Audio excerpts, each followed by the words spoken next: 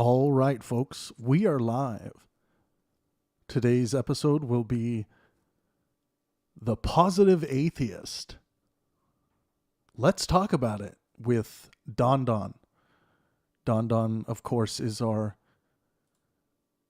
Thursday show host, every Thursday on the new call-in app. Make sure you guys make a call-in account and come and join us.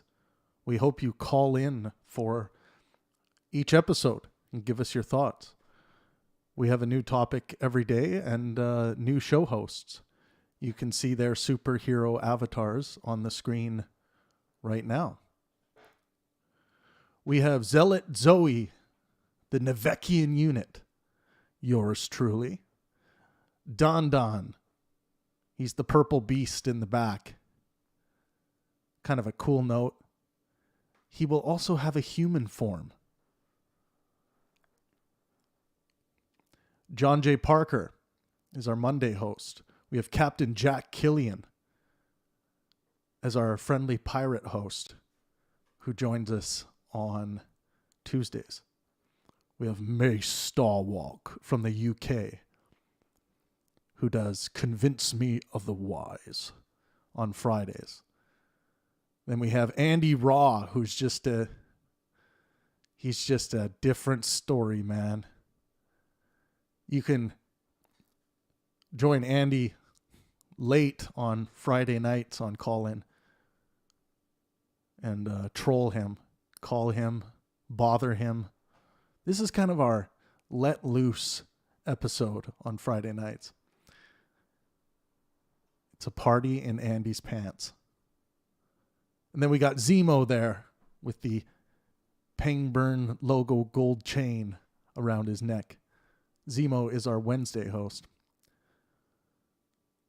We still have to add Dal Tzu, who's going to be doing a Sunday morning show on Call-In. Yeah, and we'll keep adding hosts. What up, Trusty Ape?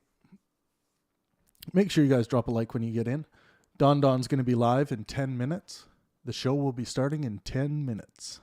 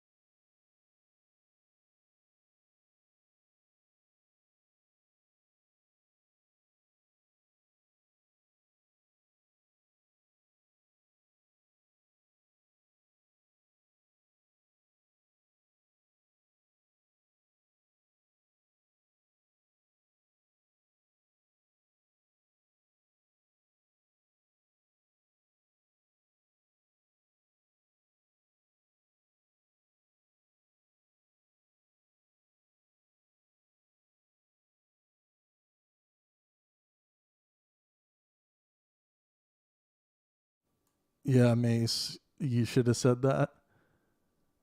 I'm glad you are starting to realize that, when you go up against the Pangburn.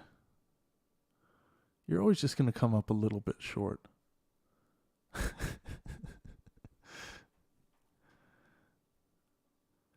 I'm Kevin, not Nivik.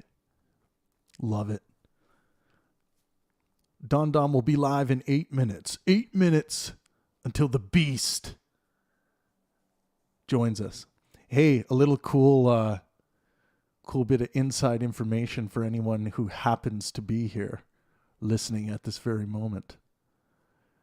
The Pangburn Universe comic book is being created.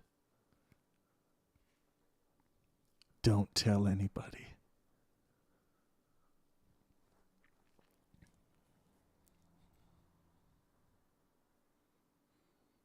There's going to be an actual comic book. Digital and in print.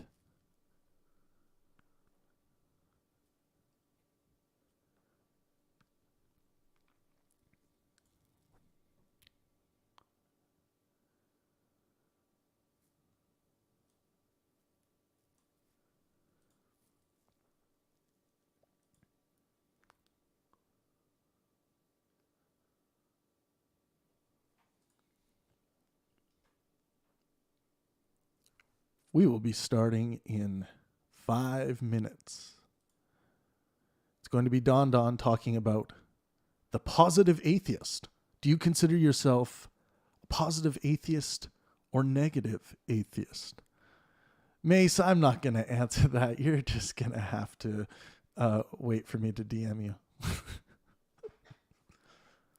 It's basically going to be about this guy named Mace Starwalk who he's trying to work through existence, trying to avoid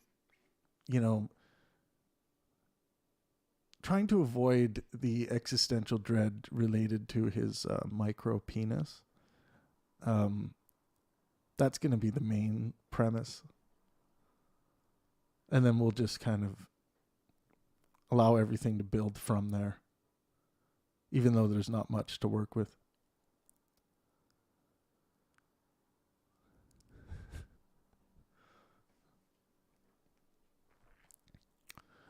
Oh no, man.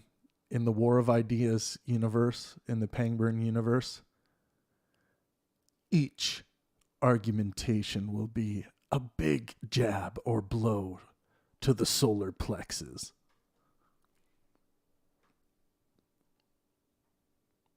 Make sure you guys drop a like when you get into the room. Smash it. Bash it. Flip it. Dip it.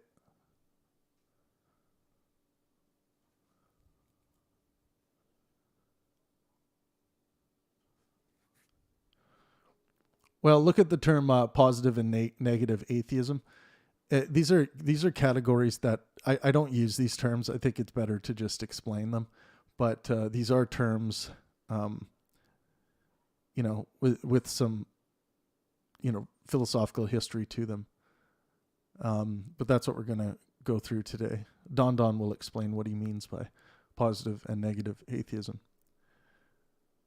Negative atheism is essentially an agnostic atheist, and positive atheism is being a Gnostic atheist.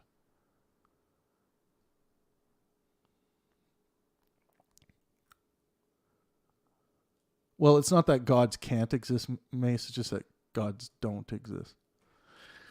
But Dandan will be getting right into this.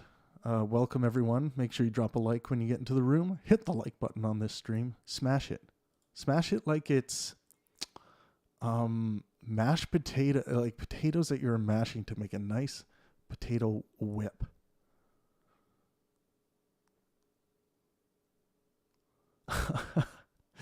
Oh, so like Darth Dawkins, lack theist. Got you.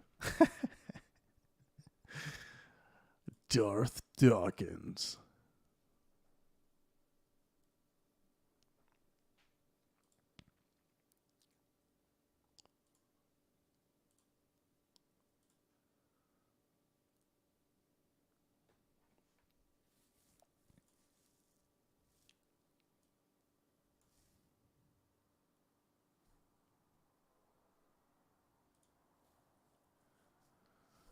most atheists. This is my star walk. I am communicating with you from a distant world known as the United Kingdom.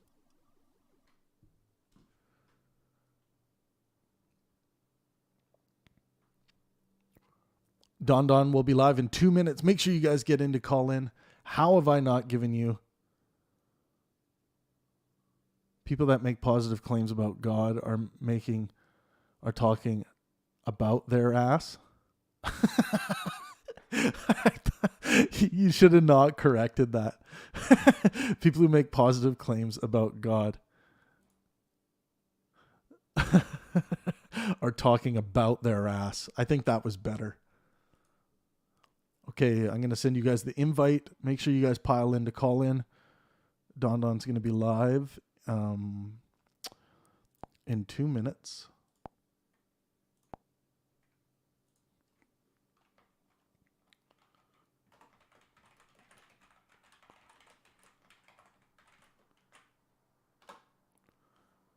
There we go.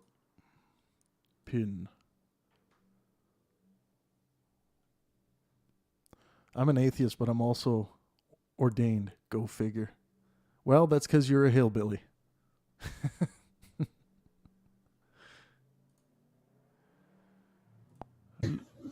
Oh, clicked on the wrong episode.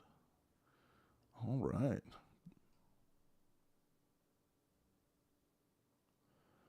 Da-da-da-da-da. My ass is omnipotent. I'm sure it is.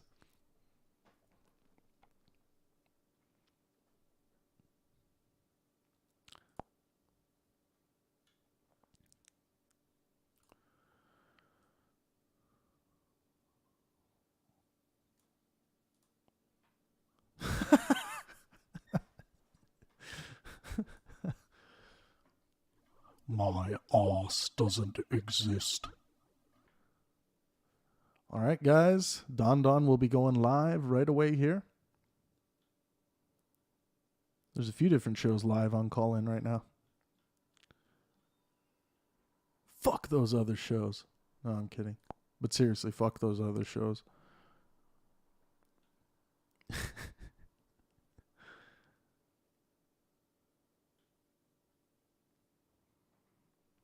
Refresh.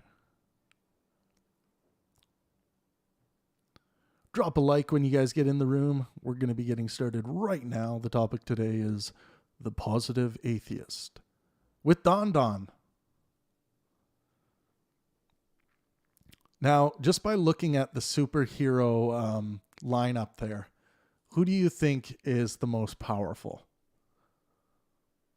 Who do you think is the most powerful? Who's going to have like the best chance of winning in like a one-on-one tournament?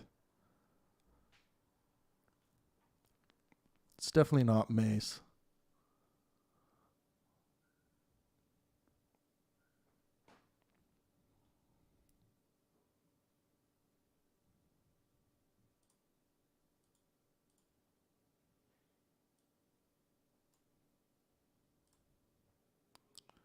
Oh, Dandan just dropped his announcement. Hell yeah.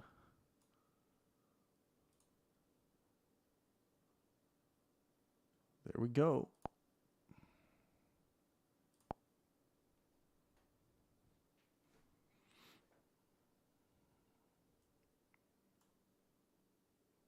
Tim West says the purple monster. That's definitely Dandan.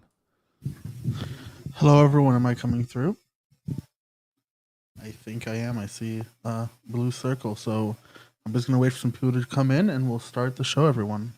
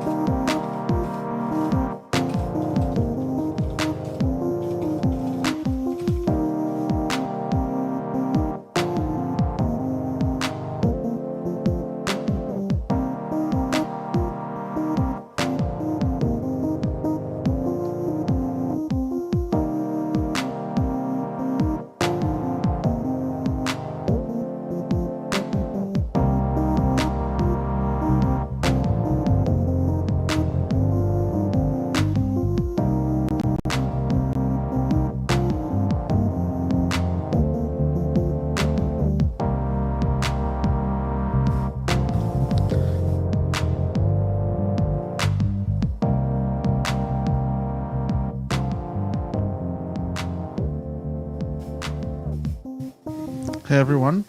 I hope you're excited for this show because we are talking. Well, the title is The Positive Atheist. So I know it's a bit not straight and forward, but I think it'd be an interesting show, and I hope that everyone can participate in it. So just give me a few more minutes and I'll be right ready.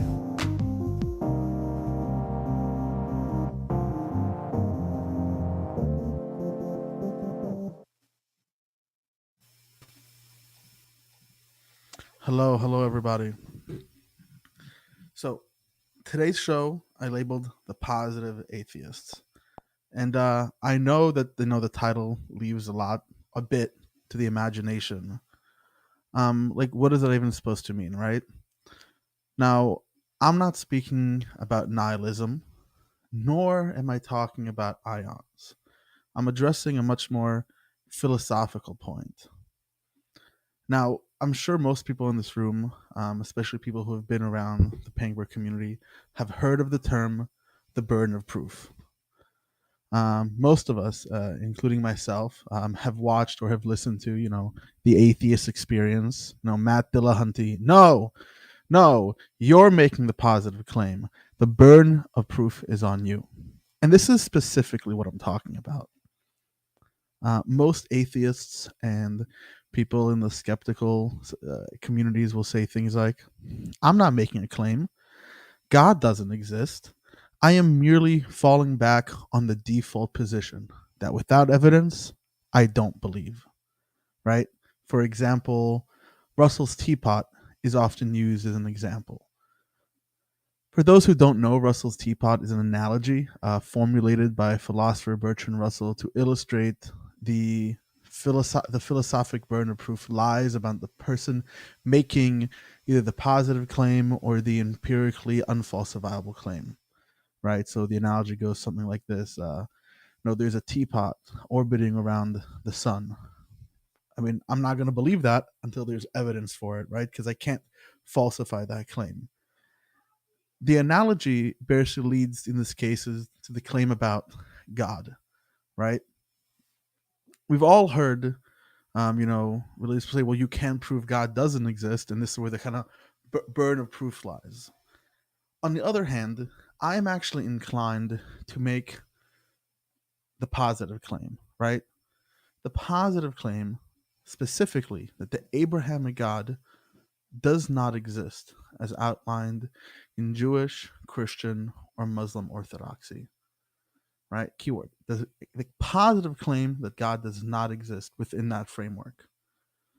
Now, a lot of people say things like, you can't prove a negative. Well, that's actually nothing but pop philosophy. Logically, it's very easy to prove a negative. One can simply look at the law of non-contradiction, right? A thing can't both be A and be B.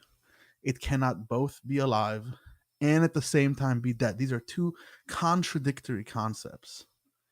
And similarly, God, Yahweh, El Shaddai, as described by these orthodoxies, cannot both be a product of human conception, an idea developed by both the adaptation and transformation of proto-Semitic myths, and be a revelatory being, a being who reveals himself, like the name Yahweh suggests, which a lot of you might not know, but Yahweh in Hebrew is Hayavo, which kind of stands for was, is, and always will be. So what are the evidences that someone like me would need to prove that the concept of God, the concept of Yahweh, was developed and is a historical development of these proto-Semitic myths? So we can, for example, look at the Epic of Gilgamesh. What is this Epic of Gilgamesh? The Epic of Gilgamesh is a story that predates not only the historical and anthropological kind of idea of around when the Torah was written and finally assembled, which was around 500 BC. It also predates the Torah's own claim, or the Bible's own claim of when it was written, which is around 1200 BC. We can trace the Epic of Gilgamesh all the way back to 1800 BC. Now, the Epic of Gilgamesh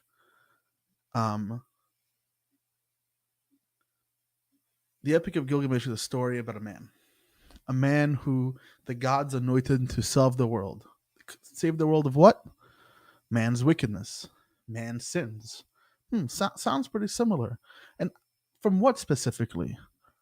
From a flood. Okay. And it was intended to do what? Kill all of mankind? Well, it's the same in both stories. No, who sent him? Well, we know in the Torah, in the Bible, it's Yahweh. In the Epic of Gilgamesh, it's the assembly of gods. And this is where we have a really interesting point. And this is a really interesting linguistic point. Yahweh, Elohim in Hebrew is a plural. We can El is God and Im is plural. In the beginning of Genesis, God is spoken about as plural, which seems to indicate some sort of textual relationship with the way in which the assembly of gods was thought about. Now, Gilgamesh, just like not Gilgamesh, Utanfisitim, which is the name of the hero, was ordered to build a boat. Did he complain about building the boat? Well, both Noah and Euphantinism did. How about the height of the boat? Was it a tall boat? Yes, it was. What was the point of the boat? Well, the point of the boat was for family and crew and all species of every other animal. Was the flood long? Well, this is where there's a bit of difference, right? In the Noah story, the flood was 40 days and 40 nights. In the Epic of Gilgamesh, it was only 6 days and 6 nights. But we go right back to the similarities again. To find land, they both released birds. They both released 3 types of birds, right? They both were landed on a mountain. So we already see that there has been historical stories very much the same as the ones as we find in the Torah and the Bible. This kind of takes away, it's in contradiction with the fact that this God, the one we're talking about, the one that I'm claiming does not exist, needs to be a revelatory God, a God that reveals things, a God that telling these stories to the Jews as they're standing on Mount Sinai. For the first time, the world is hearing this history. And it's not the case as we look for it anthropologically. Another similar myth that we can look at is the myth of Sargon of Akkad. Now, yes, there is the YouTuber Sargon of Akkad, but he just took that name. I'm talking about Sargon of Akkad. It's the founder of the Semitic dynasty in 2360 BC. And this is what it's paraphrased, but this is what it says. I am Sargon, the powerful king, the king of Akkad. My mother was a Nitu. In secret, she put me in a little box made of reeds. Sealing its lid with a pitch, she put me in the river. The river carried me away and brought me to the Akkad, the drawer of water. Akkad, the drawer of water, adopted me and brought me up as his son. Anyone who's aware of biblical stories is aware that this is very much the story of how Moses came to be. And I think the biggest linguistic link here isn't just is the name Akkad. Akkad, the drawer of water. This is such an interesting point because Moses, means to pull out of the water in Hebrew. Moshe minamayim, taking out of the water. This is, again, a linguistic tie that ties us both together. Now, so far, this is mainly speculation. I haven't really taken you through like an academic idea, but there is one. This is called the Jadp Theory. And it suggests that the first 5 books of Moses, of the Old Testament, were originally independent accounts that were later edited or redacted by a bunch of editors and writers. Those who support this both documentary hypothesis theory generally suggest 4 specific sources, and they represent by the letter J, E, D, and P. The J source is alleged to be a Yahweh source, and was written by the kingdom of Judea by approximately 950 BC. The E source refers to the Elohi source, that which was written in the kingdom of Israel approximately 850 BC. The D refers to the Deuteronomy source that was written in Jerusalem by approximately 600 BC. And P refers to the priestly source that was completed in Babylon by Jewish priests in around 500 BC. Now, these allegations completely contrast the biblical claim that the first 5 books of Moses were authored by Moses. Right? For this to be true, it must be true that Moses could not have authored these books.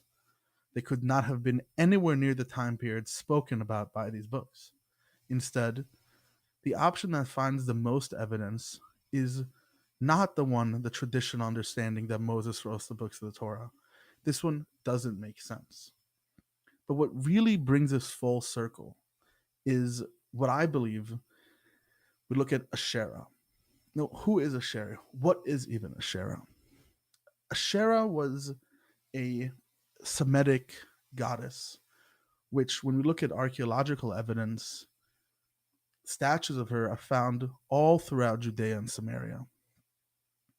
Asherah was worshipped within the household, and her offerings were performed by family matriarchs, women. I think there is writings showing the women of Jerusalem used to say things like, when we burnt incense, the Queen of Heaven poured out drink and offerings to her, did not... one second. Yeah, they were doing this behind their husband's back. Sorry, the quote is a bit confusing here. I can't really find where I got it. But this passage corroborates a number of archaeological excavations in Jewish spaces, Jewish homes. And I think the biggest part is when we look at the blessing after the meal that still exists today in Judaism, God is actually referred to as a her. And much of this traces back to the fact that Asherah, the goddess of fertility, wasn't only the goddess of having children, but she was also the goddess of food and harvest. All of this evidence together, to me, clearly indicates a strict law of non-contradiction. It's either the God of the Bible, the God of the Old Testament, revealed himself and plays this role as a transcendental being, or just like any other myth around the planet, just like any other tradition, is an evolution of gods and goddesses from more ancient religions, specifically ones in Judea and Samaria. I also want to mention where May said God also can be omnipotent and omnibenevolent. That's contradictory, just like being dead and alive. In many respects, it is. To be all powerful in itself is logically contradictory, and then you make an appeal to, well, God is above logic, God is above reason. This becomes a problem. This just necessarily becomes a problem. I think that many atheists are afraid to make the positive claim. We're worried about saying God doesn't exist. It's a harder position to hold than to hold, I simply don't believe, I'm agnostic on the issue. So the question I have for the room today is twofold. One, if you believe in God, tell me why you believe in God. What evidence do you think there is to support that claim? That's one. Second of all, if you don't believe in God, why don't you believe in God? What's your story? Why it happened?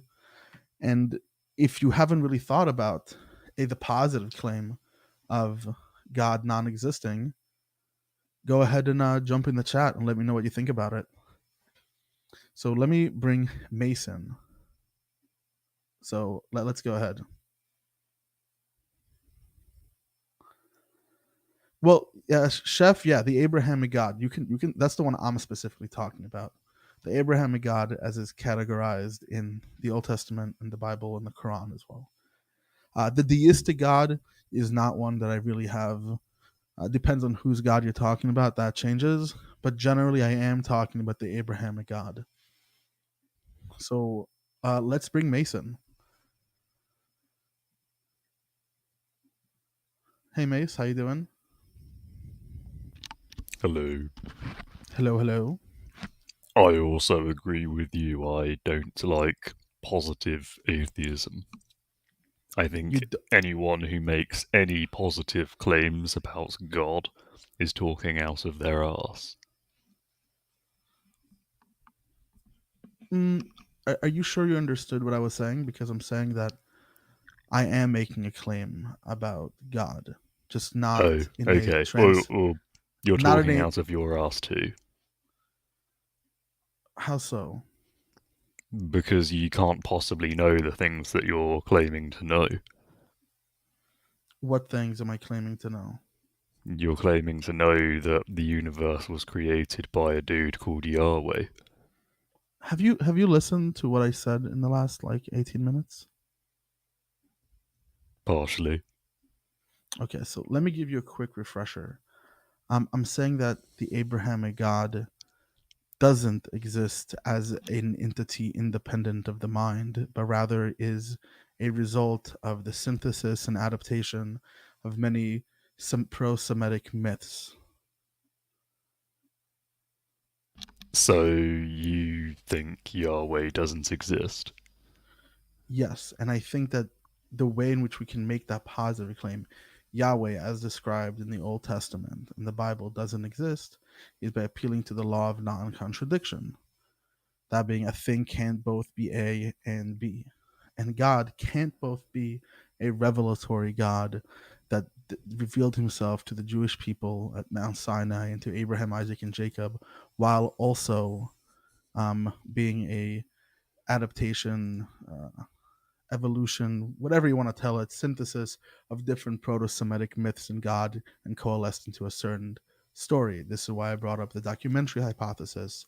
I brought up the Epic of Gilgamesh, the goddess Asherah, the story of how Sargon of Akkad became king of Akkadia. All of these different things.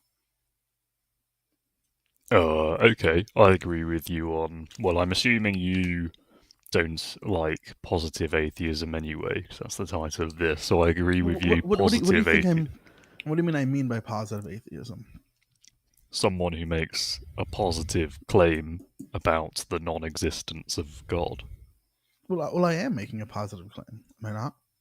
You're making a positive claim, but it's not about God. It's about the positive claims of other people who have made positive claims about God. You're making a positive claim about someone else's claim. I'm really not following you here, Mace. So someone else has made a positive claim that Yahweh exists, and you have made a positive claim that that person's claim cannot be true because their claim is full of contradictions. Not just about. I'm saying that I am making. So let's say I am trying to show in math, right? I'm trying to show that this proof, and you know, in the United States, everyone takes proofs in 10th grade, algebra A or whatever it might be. You can show that this is not. It is not true that angle ABC reflects to angle DCE or whatever, DCF. I can show that. That's still a positive claim. I am making the claim that God, as described, does not exist. I'm not simply agnostic about it. I'm not saying I don't believe you. The burden of proof. I'm meeting what I believe is the burden of proof that atheists can make positive claim, specifically towards the Abrahamic God. But no, you're making a claim towards a fictional character. You're not making a claim about God or the concept. You're talking about this very specific God, which is a claim by someone else. This is all. For example, God as a without people thinking about God as a concept, there's nothing for me to say not. Right? But exactly. You can't make a positive claim about God itself. You can only make a positive claim about Yahweh. No, some people will make the positive claim from a deistic perspective. Yeah, and people that do that are talking out their ass. No, so you people can make a positive claim that the deistic God does not exist, depending on what concept of God we're talking about, right? If we think that God, the concept of God, just this ephemeral thing doesn't mean anything, then yeah, of course, I can't do anything with it. But if I have a concept, a clear, distinct concept, like this water bottle that I'm holding in front of me, right? This is a concept I have. Now I can go ahead and try to prove that it doesn't exist. I won't be able to. It's going to be extremely difficult. But the law of non-contradiction, as it applies in formal logic, definitely leads us to being able to prove that things don't exist. I think you may be misunderstanding me. To put it in, like, to use your water bottle analogy, let's say you've made the positive claim that your water bottle exists. I cannot make the positive claim that water bottles in general do not exist, because I don't know that. But I can make the positive claim that your water bottle, the one you claim to be holding, does not exist because I have XYZ evidence. Yes, I can. Come to my house and show me that it's not there. You just disproved my claim by showing me a contradiction. So this is you can actually prove negatives. But I said this earlier in my little like preamble. This is nothing but pop philosophy, right? Proving a negative is absolutely possible. It's done in formal logic all the time. It's done in mathematics.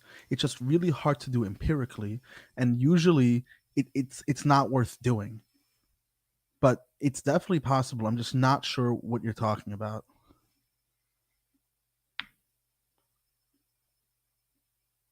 Do you agree that you can make a positive claim about another positive claim?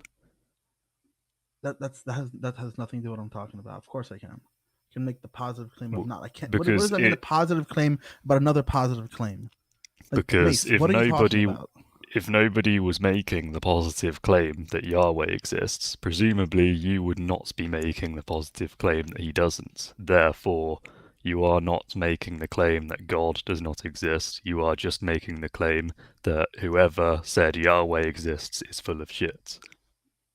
No, I'm specifically making the claim that God, as described in the Old Testament, does not exist. Like, this is just plain as English. God, as described in the Old Testament, does not exist. That's the positive claim. And the burden of proof is now on me to do so. No, the burden of proof was on the person who described God in the Old Testament to begin with. If they make a positive claim, sure. Now, I don't have to believe their claim. I can take, whoa. I don't have to prove anything. I am simply withholding belief. Until you make the claim, I simply hold the belief of not. Now, I agree with that. That is definitely true. But I think we can take it a step further. I think there's evidence existing that contradicts the claim of the Abrahamic God exists. Not simply of you haven't met the burden of proof. There is proof clearly showing that this God is nothing more than an adaptation and synthesis of Proto-Semitic myths. And if that is true, I'm disproving your claim. Now am I disproving it? I'm showing that your claim does not exist. Simple law of non-contradiction. Yeah, I think we completely agree with each other. We just have a semantic misunderstanding. I mean, you're using the same word, so you can't make a positive claim about someone else's positive claim, which have nothing to do with each other. Things don't work that way. I can make positive claims, they can make positive claims, and that's it.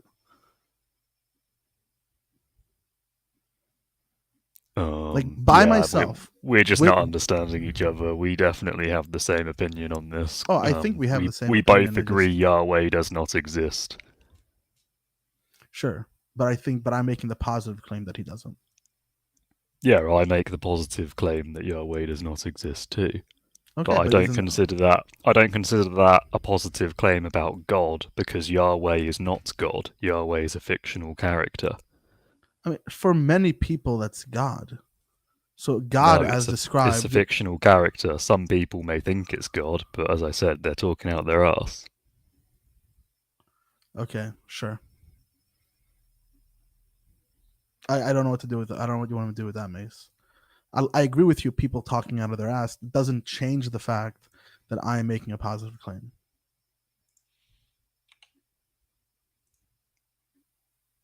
Things feel awkward now. Yeah. Mace, honestly, like, I love you, man, but most of the time, like, you keep coming into the call without actually hearing what I've said beforehand. So please try to do that next time. Well, I did hear you. It just looks like I misunderstood you.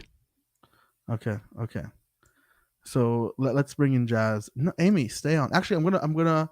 Yeah, let's. Mace, do you want to jump in on the host if someone has anything you want to say? If anyone wants to talk to Mace about anything that he currently said, I'm gonna bring Mace as. Oh, he doesn't want to come in as a host. Okay. No, sad. Okay. Well, anyhow, if anyone wants to tell someone the mace, you're more than welcome to tell them. Let's bring Jas in. Hey, Jas, you're in.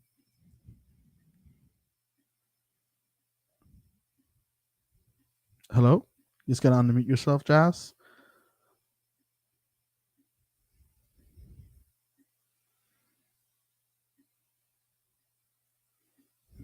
Going once, going twice, going 4 times, 8 times, 7 times. Okay, I'm gonna bring in Nivek. Hey, Nivek, you're on. Hey Dan, how you doing? How you doing? I'm fine, thanks. Yeah, I'm trying. I'm struggling with your conclusion of making a positive claim. How so? Can you go ahead and go and say how that is exactly again? So the difference between a positive claim and a negative claim, or sure, basically a positive claim is simply saying that this thing, I'm making the claim, I'm trying to support my statement, right? So for example, like, you know, when people say things like, oh, you can't prove God doesn't exist, right? You ever heard that before? Yes. I am trying to make that claim. The burden of proof is on my side. Like, Yeah. just like when a theist, you know, would call into, I don't know, the atheist experience or whatever, they talk to you in the street and they'll say something like, oh, God exists, and they'll say, because I read the Bible. And then you explain, well, how does that prove that God exists? You're not making the claim that God doesn't exist. You're simply saying you haven't supplied the burden of proof, and therefore I don't believe you, right? That would be the agnostic atheist position. But I'm willing to make the Gnostic one, the one that I have knowledge that God, as you describe in the Old Testament, does not exist, and therefore the burden of proof is on me, as I am making the positive claim. And how are you going about making that positive claim exactly? Well, I brought specific. I don't know. Did you come late into the talk? Because if you did, I brought up on evidence, for example, like the documentary hypothesis, the Jadp theory, which kind of states that the Bible was collected by these different sources, and they have a bunch of evidence, textual evidence. I also made claims about other proto-Semitic myths that align and are similar to the Bible in very, very similar ways. I brought up the goddess Asherah, which was worshipped by people in Judea and Samaria at around the time the Bible was actually written, put together. And there's evidence of that concurrently in some Jewish prayers where they refer to God as a her. Yeah. There's a lot of evolution of what God is, and it's not absolute, right? It changed over time. Mm-hmm. And that You're contradicts. saying, And that contradicts, I get what right? you're saying. So The biblical account, because right, yeah, A and B can't both be true, that right? makes sense because Right. you need like everything to some degree is belief, but you have to go off of as much proof as possible to come to a conclusion of what something is inevitably, right? And the Yes. overwhelming evidence is that there are many changes throughout time that wasn't absolute in describing what God is, and Mhm. that mountain of evidence compared to what you're saying now, whatever God you believe in now, it's more overwhelming proof that there isn't a God than there is a God. Exactly. And but it's in I because I'm making the claim that the concept of God as described in the Old Testament is not one that was revealed to Moses at the mountain. It was not one that was revealed to people. It's clearly a link between Okay. older myths, and it is direct contradiction. And simply because of the law of contradiction, this would be a positive claim. I am taking on the burden of proof. You're right. You're right. Exact. What you're saying. It's very reasonable what you're saying. That the overwhelming proof of there more likely not being is because of there's just a lot of contradictions, and changes throughout time, and not you know, not I think saying it's this I is think it's saying more than things that. are It's absolutely, not just more likely. It's not and there's just a more lot of likely. science debunking Yeah. myths over time too, as well. On top of that, Yeah. in where It's people, not just that there's similar myths that make it more likely.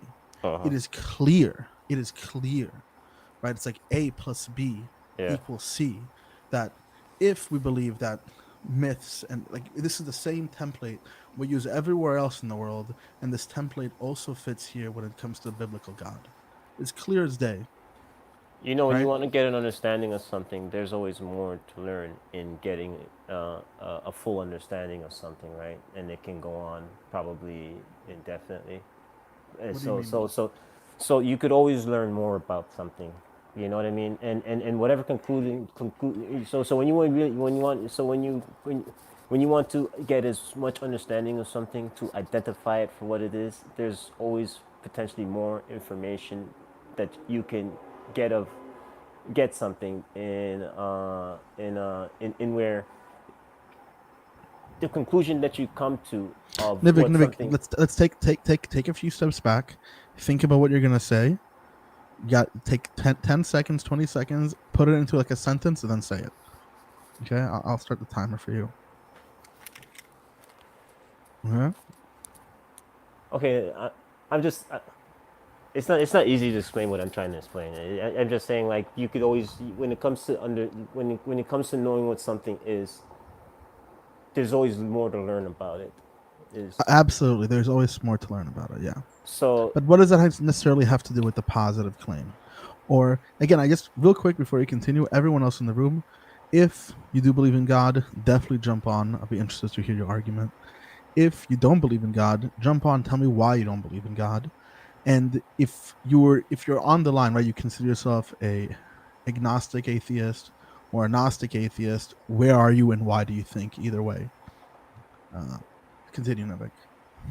yeah. So I mean, like, you could have thought at one time a particular whatever was useful, and more useful than another thing, until you learn more about the other thing that you never Which had an can you understanding. use? Okay, I so can't figure out an example. I'm just saying, like, when you learn more about something, you could, in getting an understanding of it, the conclusion that you come to.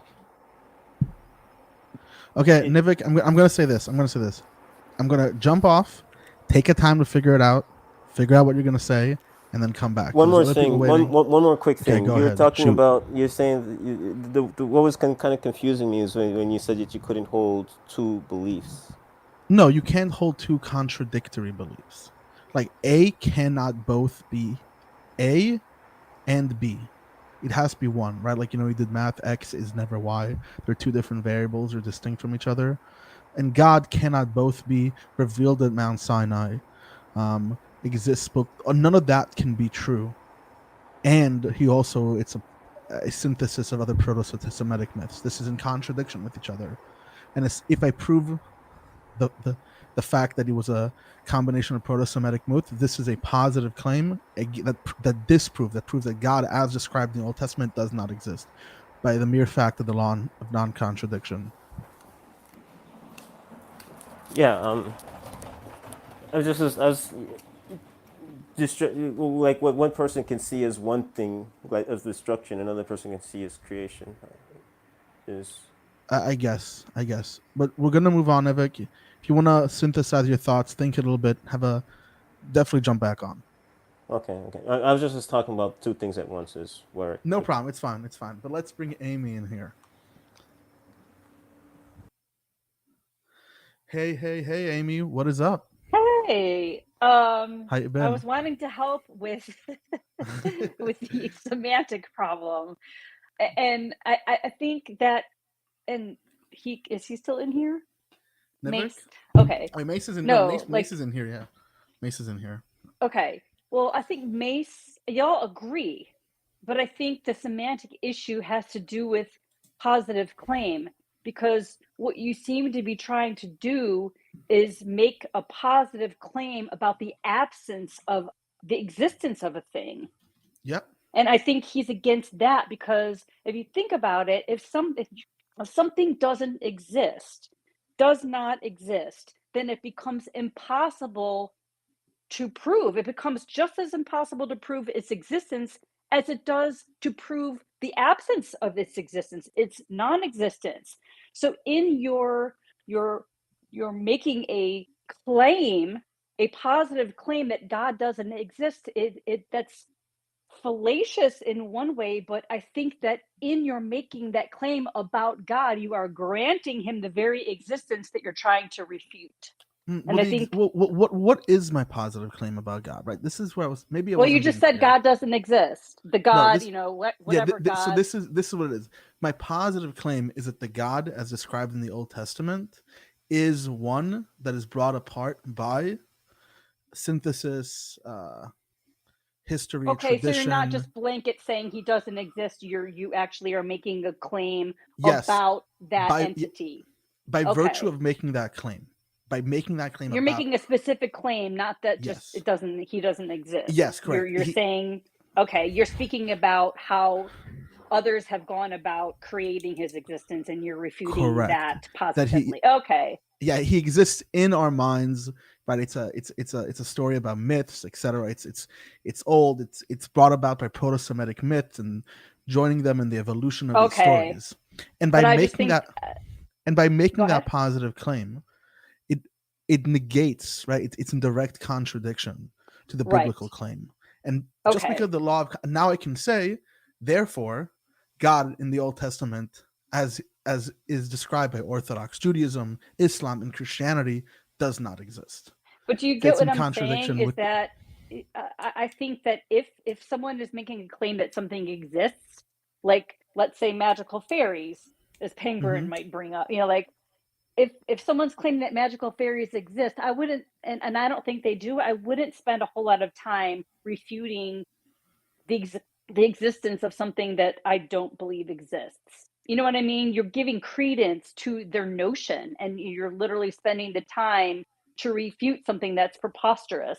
And I think in having that argument kind of taints your perspective. Now, I don't know, I'm not using the right word. You know what I mean? It kind of, it's like a little bit paradoxical, and it's a little bit almost, it's bordering on fallacious.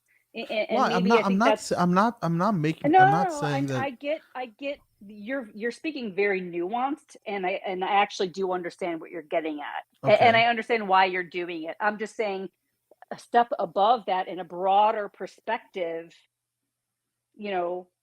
why, and I don't want to get into this. I was just trying to help figure out the semantic issue. And I think that the argument was about the word, the claim that was being made. And I think the word existence makes a positive claim.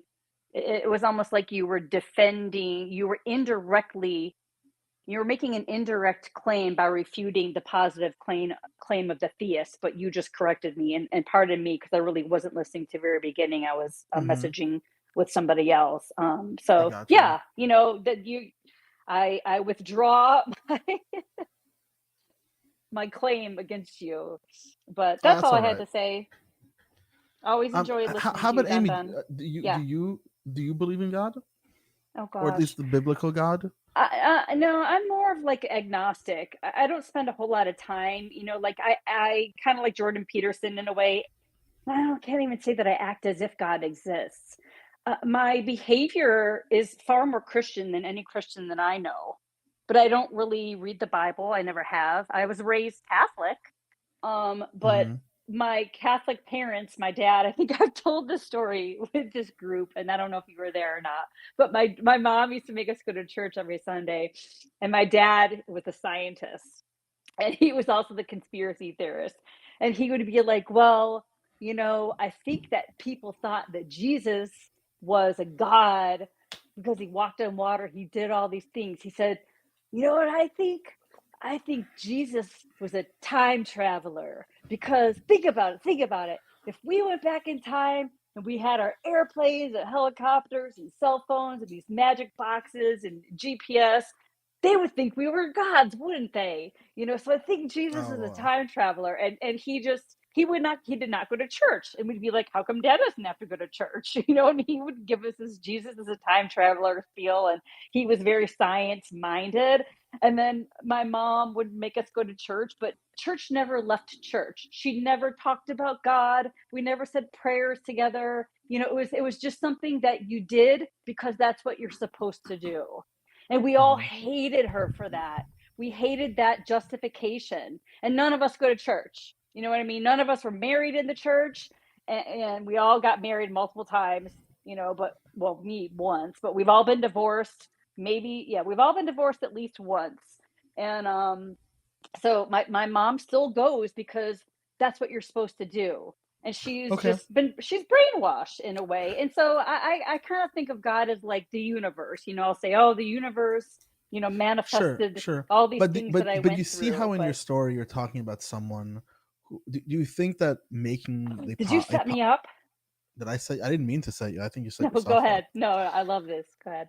I was saying that within your story, like it definitely it kind of answers the question of why do I even want to do this? What's the point of me making this claim? Why do I need to make this positive claim to support this like absurd this negative? Well, claim but that's my point too. Is I won't argue with my mom about anything. I just don't argue. I don't argue with people. It's not about your mom. Imagine all the people growing up, right? Who have a mom just like you had a mom, or have a parent like I had parents, who was very much tried to indoctrinate us. Yes. Those ears who have yet to hear these arguments, right? Oh, okay. So you are trying to change people with your wisdom and your claims. That's fair. But I'm also speaking because I know the audience of these calls, right? It's mostly new atheists who have discovered Pangburn through the debates he had with Sam Harris, Jordan Peterson, etc., or people who like this topic. And there's many people who hold the purely agnostic position. I have not seen good evidence to prove to me that God does exist, and therefore I hold the default position that he doesn't, or it doesn't. And I want to say, hey, you can actually take this a step further. You can make the positive claim that God is X, and that is in direct contradiction with their concept of God. And if you can substantiate that claim, if you can support it, because now the burden of proof is on your back as you're making the positive claim, that will automatically prove that their God doesn't exist, simply due to the law of non-contradiction. Yeah, but you said, you're like, I don't know. People don't listen, and people believe what they're going to believe. And I think it takes a very open-minded person who actually cares about the capital T truth of the topic for you to get through. And God bless you. Well, guess what? God bless you for doing it. But I mean, I was in that seat. What? How many years ago would it be now? 10 years ago? 9 years ago? And you know something? I'm glad there were people who believed that there's someone out there who's willing to change their mind. Because, I would say it changed my life for the better. I think I'm in a better place than I would have been otherwise. So you were saying you were impacted by being open and hearing someone speak outside of what you were taught? Is that what you're saying? Of course, 100%. Yeah, well, I think that's rare. And that's why I like you, because you actually do listen and you actually do have discussions. And I just, I can't even do social media anymore because there's a bunch of dead corpses, zombies walking around, and they'll argue. They'll argue with you. Yeah, but social media is different, right? Social media, as we know it today, is different. Social media they're still people, and I interact with, I guess it is worse on social media. I'll give you that, but there are like two people that I know on this planet that I can really talk to, and who can listen to their views being challenged genuinely. Because the other part is that when someone has like really views that are values, and they hold them near and dear to their heart. And I think a lot of people that have strong views, especially on things like religion, it becomes part of their identity. And so they're protective of it because it's who they are. Therefore, if they were to confront that, their existence would be shattered. And See, so, but don't you think it's much easier, right, to make a positive claim yes, and to convince people with positive claims by right. As restructuring the opposed way to people you're think, wrong and I'm going to challenge as you. opposed to Yeah. you have not gone to the burden of proof and therefore have to take the default position. I think that it's much easier to digest positive claims. That's a good point. And I think That's a good point psychologically, and and I think this is why it's important to make it more known that atheists can make positive claims. We can make positive claims that clearly show us that God does not exist. Well, I think that's important to talk about your motive there, because that makes a lot more sense to me, that people are going to be more open to it because they're not being directly challenged, or they're being more indirectly challenged, and therefore they might be, open to it because they don't feel personally attacked. But okay, anyways, you can move on to the next person, but that makes sense, Dandan. I appreciate that. No problem, Amy. No problem, Amy. Love talking to you. Hope to see you around the Discord more often. Samesies. Let's bring Gabe on. How you doing, Gabe? You're on. You're live. It's your chance. It's your moment in the spotlight. Oh, gotcha. You just have to. Sorry, it's the unmute feature on this app. Just figuring it out. I got you.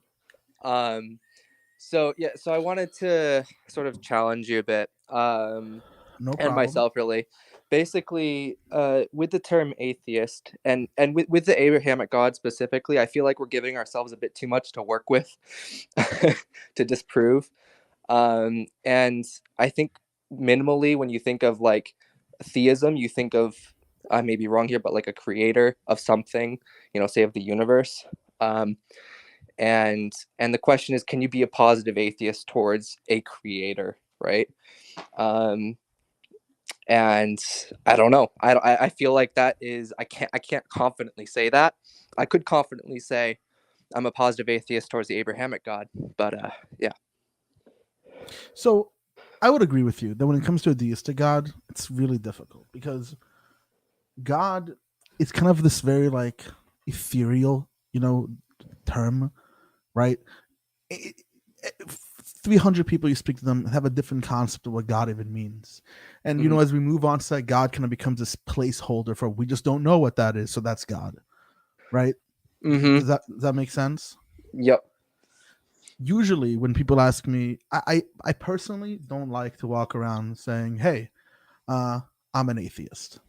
And the reason I don't like saying that is because, well, one, I think this term only exists because, and specifically because of religions which did not recognize the ability of other gods to exist or no gods to exist in this very dogmatic way. And this is very unique to Western culture. I know many people from the Brahmin faith don't, other people have gods, that's cool. There could be gods. If you don't believe in God, that's also cool. But Western religion specifically held the mantle on that, right? The Abrahamic religions, that's what inquisitions were around and holy wars were about. Yeah. You even look at, for example, the Mongol religion, the Tengri religion was you could be both Tengri and Muslim in their eyes. They were able to get along with the Muslim religion because they didn't really have this issue. So when we talk about atheism, I think generally we're talking about the Abrahamic God. Does that make sense? That's an interesting point. But many people nowadays who call themselves like spiritual or religious, my mother, for example, who just believes in a God, let's say, like a creator or something, but it doesn't have anything specifically attached to it. It's like, well, you can't really say anything about that, and I don't know if you feel that you should.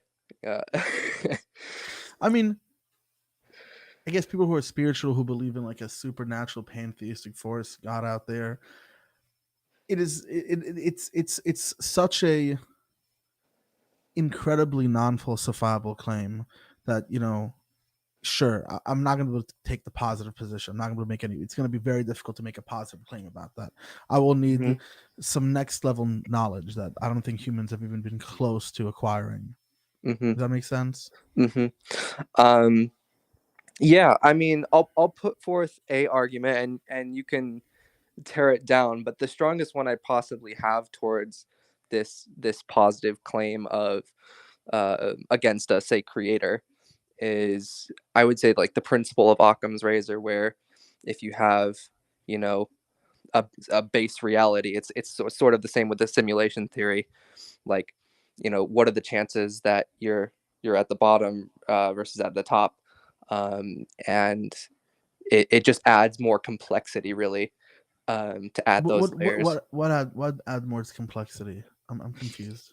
The complexity of an entire universe inside of another universe, or of something that created a universe that existed before, and how was that created? Okay. Well, my thing is I think that's a great heuristic. Occam's razor isn't an argument; it isn't a law, right? Mm-hmm. It's like a heuristic. It's a shorthand to kind of direct us in the right direction, but it really can't give us any type of certainty or any type of even justified true belief or knowledge. Does that make sense? I mean, I would say there's a certain confidence level you can put on it, but like I would say the same with your claim. Yeah. You don't think there's justified that the evidence I put forward doesn't give me good justification to think that the Abrahamic God was a development from proto-Semitic myths? I think it's good enough on my terms, but I guess my bar might be lower.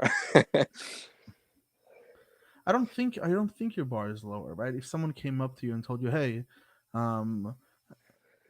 Easter is connected to this pagan holiday. Just look at this, and this, the development, how Easter was developed, how really the modern concept of Easter started happening around the time when Christians brought their way into like northeastern Europe, and that's how the holiday kind of came about."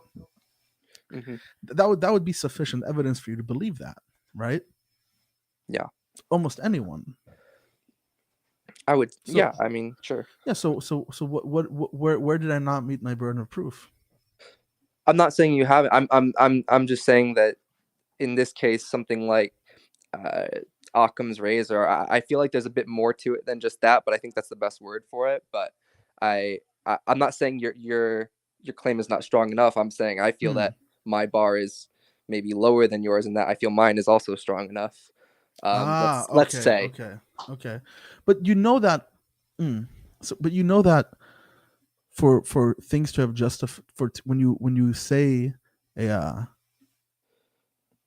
for something to be true, you need some sort of syllogism, you need some sort of argument, you need some sort of logical proof in a way. Occam's razor isn't that. Does that make sense? Yeah. I mean, mathematical proofs are hard, like concrete proofs, but you don't really get that in real life. You get probabilities in real life because you're observing reality. But yeah. Well, I see what you're saying. Carnal, this convo feels like trying to push a rope. Interesting. Do you want to jump on and join it? Help us push this rope? Now you Carnal in the chat is he's messaging. Okay. I'm not seeing it. So Gabe, are you consider yourself an atheist, right? Yeah. Yeah. Okay, and what type of atheist would you say you are? Are you an agnostic atheist? No, God doesn't exist. You know, I've not taken a solid like subset within atheism, but I would say I don't believe that a creator exists, but I find it hard to support that claim to people like you. Hard to support the claim to people like me, or like religious people? No, to people like you, because like Occam's razor isn't something strong enough to make this argument, right? That a creator doesn't exist. Oh, okay. I see what you're saying. Okay. Yeah. I follow. Yep. Okay. Yeah, you can move on if you like. Yeah, I mean, yeah, so right now no one's waiting for the call, and it kind of upsets me. I want to talk to more people about stuff. If does anyone want to talk to Gabe, I can bring Gabe onto one of the hosts. Let me bring you in. Let me invite you to speak, and you can just stay on, and if anyone else jumps on, you can have a talk with them. Sure. The Dave has said Occam's razor isn't an argument. that doesn't mean it can't be some justification for preferring one theory to another. If you prefer A to B because A is simpler and A is true, then you have knowledge. One of the things I find an issue with that is that if you prefer A because it is simpler, that doesn't lead me to A is true, right? It doesn't lead me to any justified position that A is true. Sure, if A happens to be true, then I have belief, or I'm withholding beliefs, but it didn't give me any way to really justify that claim or to be able to have a burden towards it. Yeah, I guess the best you could say is the positive belief in a creator is unsubstantiated completely. Like Yes. it's made up. Sure, I'm gonna go with that one, 100%. Okay, let's bring Daltsu in. He's waiting on the call. I guess I had to refresh the page to see. Okay, but I invited you into speakers, so if you want to come in, Gabe, I'd love for other people to engage with you. So think Sure. that through. Okay, let me bring Daltsu in. Hey, Dal. Hey, how's it going? How's it going, my friend? How's it been? Pretty good. I'm on my lunch break right now, so I'll probably have to go kind of early to eat. But I thought I'd jump in and I mean, I think we agree if we're defining terms that I think once we defined it all, we'd agree perfectly fine. Yeah, I had something specific earlier, but I forgot what it was, if I'm being honest. So I'm asking you what I'm asking you. I know you are much more into Eastern philosophy. Do you think that my category? What do you think about my categories? My category? Wow. Sorry, lunch bell. Okay. My characterization that this concept that God must exist, or there's only one God, or God is it's not okay that people don't believe in this God, more specifically a product of the Abrahamic religions and not the Eastern religions. Would you agree with that? Yeah, there are like in Taoism, there's the Tao, which is kind of like, or I guess sometimes some Taoists will take it a step further, and I forgot what it's called exactly, but there are similar concepts in Eastern religions, like a thing beyond the world that we know that exists and can't not exist, and kind of didn't really create everything, but is responsible for why everything is the way it is. But it's not like a deity. It's not a person that made choices or decisions. It's just like a label for like way. Taoism means wayism, and so the Tao would be like the way that things came about. Okay. Yeah. I see. I consider myself a trans theist, which kind of means that like I believe in some gods, some Western gods, but it wouldn't be. I definitely would not believe in like the contemporary idea of Yahweh or that God. So just quickly, I'm aware of what transtheism is. For those who aren't, do you want us to give a quick definition, and then you can get on your way and get to eating? Yeah, I guess transtheism is basically the idea that the concept of God transcends existence and non-existence entirely. So the entire conversation over the realness of God is kind of a moot point, or doesn't actually make sense in relation to God. Okay. Well, Dal, thank you so much. Enjoy your lunch break, and I'll bring on Dave. How you doing, Dave? It's doing pretty good. How are you? Fantastic. So I just wanted to clear up what I was trying to say about Occam's razor a minute ago. Okay. So the point that I was trying to get across is that if we talk about knowledge as justified true belief, then there's two components. There's truth and the justification. And what I think the line that I was trying to push was, if you're going to say, as I think you did, you and Gabe did both, that Occam's razor, while not an argument, is it does point us in the right direction, I think is what someone said. It's a good reason to prefer a theory to another theory, all other theoretical considerations held equal. And if you say that, then I think that counts as some justification for believing that theory A is true versus that theory B is true. And then if theory A is true, then what you have is a justified true belief. And so that would count as knowledge. Well, we can have many true beliefs that aren't justified. You would agree to this, right? Yeah, of course. And what you're describing is a true belief that isn't a justified true belief.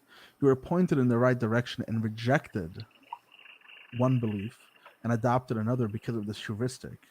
But if that's your reason to believe in the alternative, right? So if I present you with two propositions and one of them fails Occam razor because it has more externalities and makes the system more complex, you rejecting that and adopting the other isn't a good reason to adopt the other.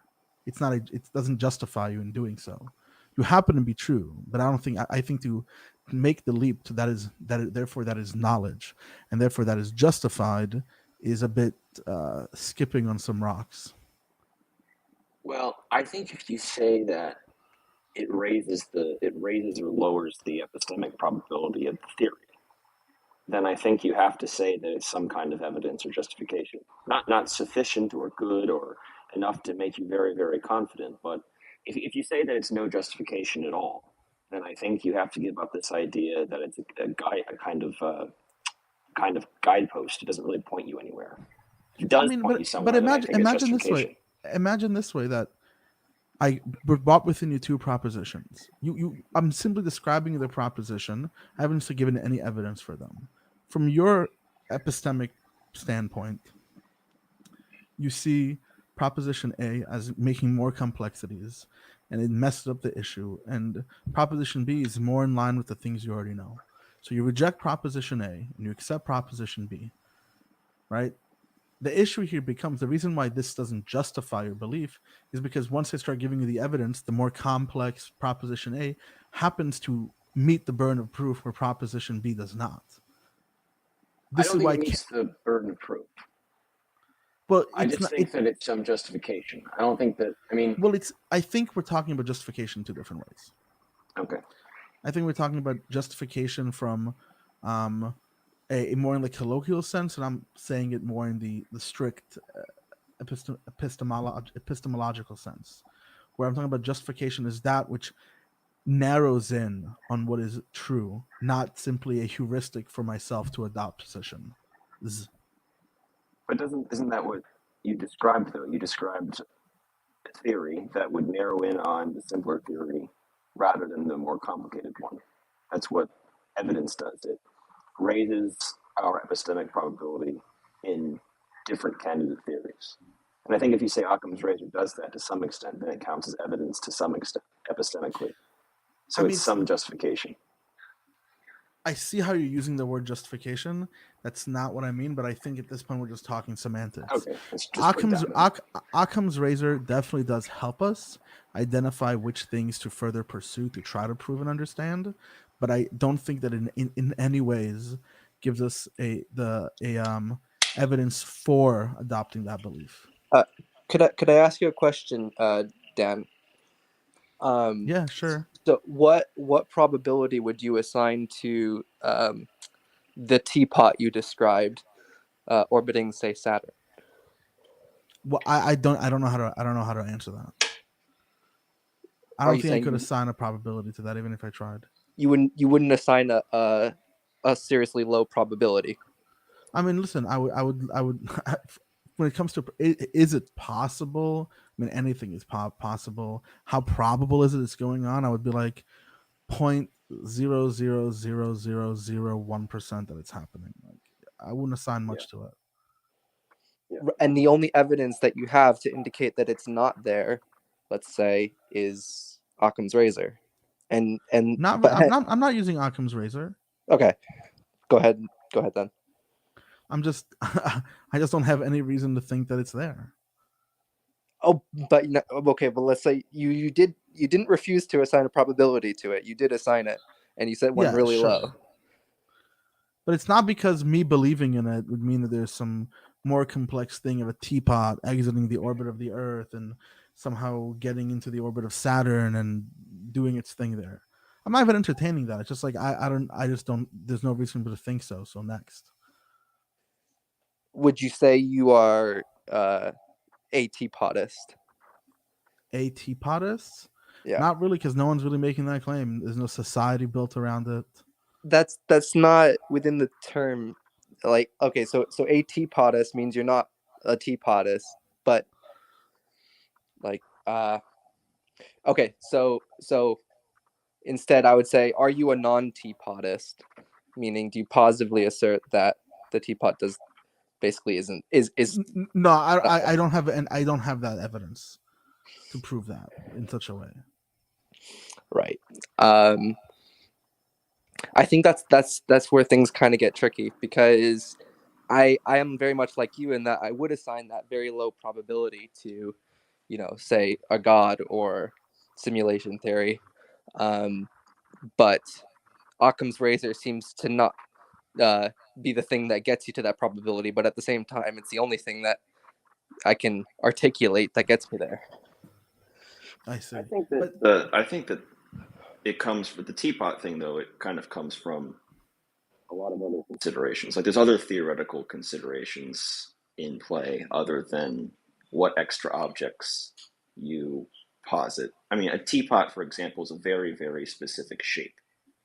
Mm-hmm. Right? And to postulate that something, besides all the physics stuff, like teapots are made on Earth, there's no reason to think that a teapot could get to Saturn, blah, blah, blah, blah, blah. Those are the reasons for thinking. If I just told you there was an object orbiting Saturn, and I didn't specify what it was or where it came from, you wouldn't have as low of a probability, epistemic probability, assigned to that proposition. Yeah, unfortunately, that metaphor, whatever it is grounded in like physics and reality. I wish there were maybe a better one to extract that, but yeah. Yeah, well, I mean, yeah, I suppose it's just. I mean, I don't want to keep talking about Occam's razor, so I'll just put it down. Fine. Yeah, that's fine. Yeah. But Dave, real quick, do you consider yourself a Gnostic atheist, agnostic atheist, a theist? Like, what is your cup of tea? I usually decline to answer that question. I mean, it's a very difficult thing for me to articulate because I feel very motivated to accept the proposition that some God exists. So I say, like, in the doxastic sense, I'm kind of. Oh, you cutting in and out. I could not hear you. Pascal's wager type arguments. But then okay, on the epistemic issues, if you ask me for good epistemic reasons to establish that probably some God exists, I mean, I'm not sure that I'm really positioned to articulate any that I think are particularly convincing. So I feel at least strong divorce between the doxastic issues and the epistemic issues. You keep cutting out for me too. Well, sorry, Dave. It seems like we're having some sort of mic issue. I couldn't really hear what you were saying. Oh, sorry. It's all right. It's all right. Okay. Okay, sorry. No, you can go ahead now if you fixed it. Yeah, I moved to the other part of my apartment. I think what I had said was what I was trying to say. I'll make it simpler. I feel kind of motivated to accept the God proposition doxastically. Like the Pascal's wager type arguments, I find persuasive. I just don't find them persuasive in the epistemic sense. Like I don't. If you ask me for a sound argument or good evidence that God exists, I maybe could come up with some stuff, but I'm not sure that I could reasonably say I think that anything is ultimately persuasive. It's just kind of I would not consider myself an atheist, though. I don't think that's a useful. I mean, some people might, but I don't think it's a useful designation for someone that has a view like mine. Okay, I understand. And how do you, and what do you think of my my positive claim about the Abrahamic God as one that exists as simply a tradition, a evolution, and synthesis of proto-Semitic myths from the area? Um, I didn't quite catch it. I think I jumped in too late. Okay, so Yeah. basically, my point in the positive atheist and why that's what I said it is because I think that a lot of atheists have the would simply hold like the agnostic position. The burden of proof hasn't been met to prove God exists. Therefore, I believe God does not exist. I take the default position. And that's all good. But I think that another step can be taken forward, which is to make the positive claim, the one that I formally just outlined, that when we understand it, if we accept that claim as true, this is in direct contradiction with the claim as Orthodox Judaism, Christianity, and Muslim make about Yahweh. And insofar that is because it's in direct contradiction by the nature and the law of non-contradiction, we can therefore assert that God does not exist, or Yahweh does not exist as indicated in the Tanakh, Torah, Bible, etc. What is the direct contradiction? Comes from? Well, the idea What? that God is not revelatory, he wasn't revealed. So if he exists, I would know it. I don't know it, so he doesn't exist, type thing. No. If I can show that God, the concept of it, exists only in the minds of man as an evolution and adaptation and synthesis of proto-Semitic gods like El Shaddai, etc., Baal, all these things. It's the next step in literary evolution, religious evolution that has been happening all around the world. If I meet that burden of proof, it is in direct contradiction with the Orthodox conception of Yahweh. And in doing so, right, A can't also be B. And if I can prove B, or I prove that God does exist in the minds of people, it therefore cannot be that God, exists as an independent revelatory God that gave Moses rocks at the mountain. And by that nature, I can say, well, God doesn't exist because I proved the consequent. I proved the opposite. Yeah, but I think what they're going to say is they're going to say something like, God has always been revelatory. Those proto-Semitic myths were just kind of more vague ways that simpler people understood God's revelation before he made it clearer to them. They're going to say something like that. They're going to say it's the same entity. And so that there's a common denominator behind it all. I'm aware of the copium people use, right? I mean, I thought you were saying that I thought you were saying that the Abrahamic God is defined as ensuring that everyone knows that he exists, and since that is clearly not the case. No. It's because God is defined in the Old Testament is one that revealed himself to a select few of people, right? Right. We know that people didn't know who this God was. Pharaoh was like, who is this God? People of Israel, who is their God, right? They didn't really know about him. He was revealed to Abraham, discovered him after breaking his dad's idols, whatever. That God, as described, is in direct contradiction with gods in the Epic of God as we understand anthropologically through the evolution and mutation of religions. It's in direct contradiction with that concept. So the direct contradiction is I'm sorry, I'm missing it. The direct contradiction is like you're saying there's a contradiction in the form of P and not P. It's what? Fill in the blank. Oh. I'm not seeing exactly what the direct contradiction is. And one that exists independently of the human mind, right? One that revealed the Torah at Mount Sinai to Moses, that these things actually happened, versus God as an idea developed and adapted and transformed the proto-Semitic myths. These two things are in contradiction with one another. So one that purely exists as a conception, a conception, and one that would actually exist are obviously those are antithetical. Exactly. So you're saying that you have an inductive argument that establishes that probably this particular God is an outgrowth of Proto-Semitic myths, and that based on that Correct. argument, it would follow. Correct. There's the inductive support for the not A, and then for B, for B, and therefore not A, and therefore right? not A, and right. So therefore it's a positive claim of the negative claim that God does not indeed exist. Yeah. Yeah. No, that's plausible. I don't take too much issue with that. Okay. I definitely think they're going to have something to say about it, but as far as it sounds like a plausible argument you could make. Okay. Well, Dave, thank you so much. Yes, love sir. talking with you, of course. You as well. Take care, man. Take care. Jeff, Mr. Doolittle himself. What's going on, Dan? How you doing, my friend? Good. It's been a long time, I guess, since I've got. It hasn't been a long time. Yeah. So I think this is an interesting topic. I'm kind of on the border between atheism and theism, depending on what you mean by it. So okay. So give me what you mean by it that makes you an atheist, then hit me with what you mean by it that makes you atheist.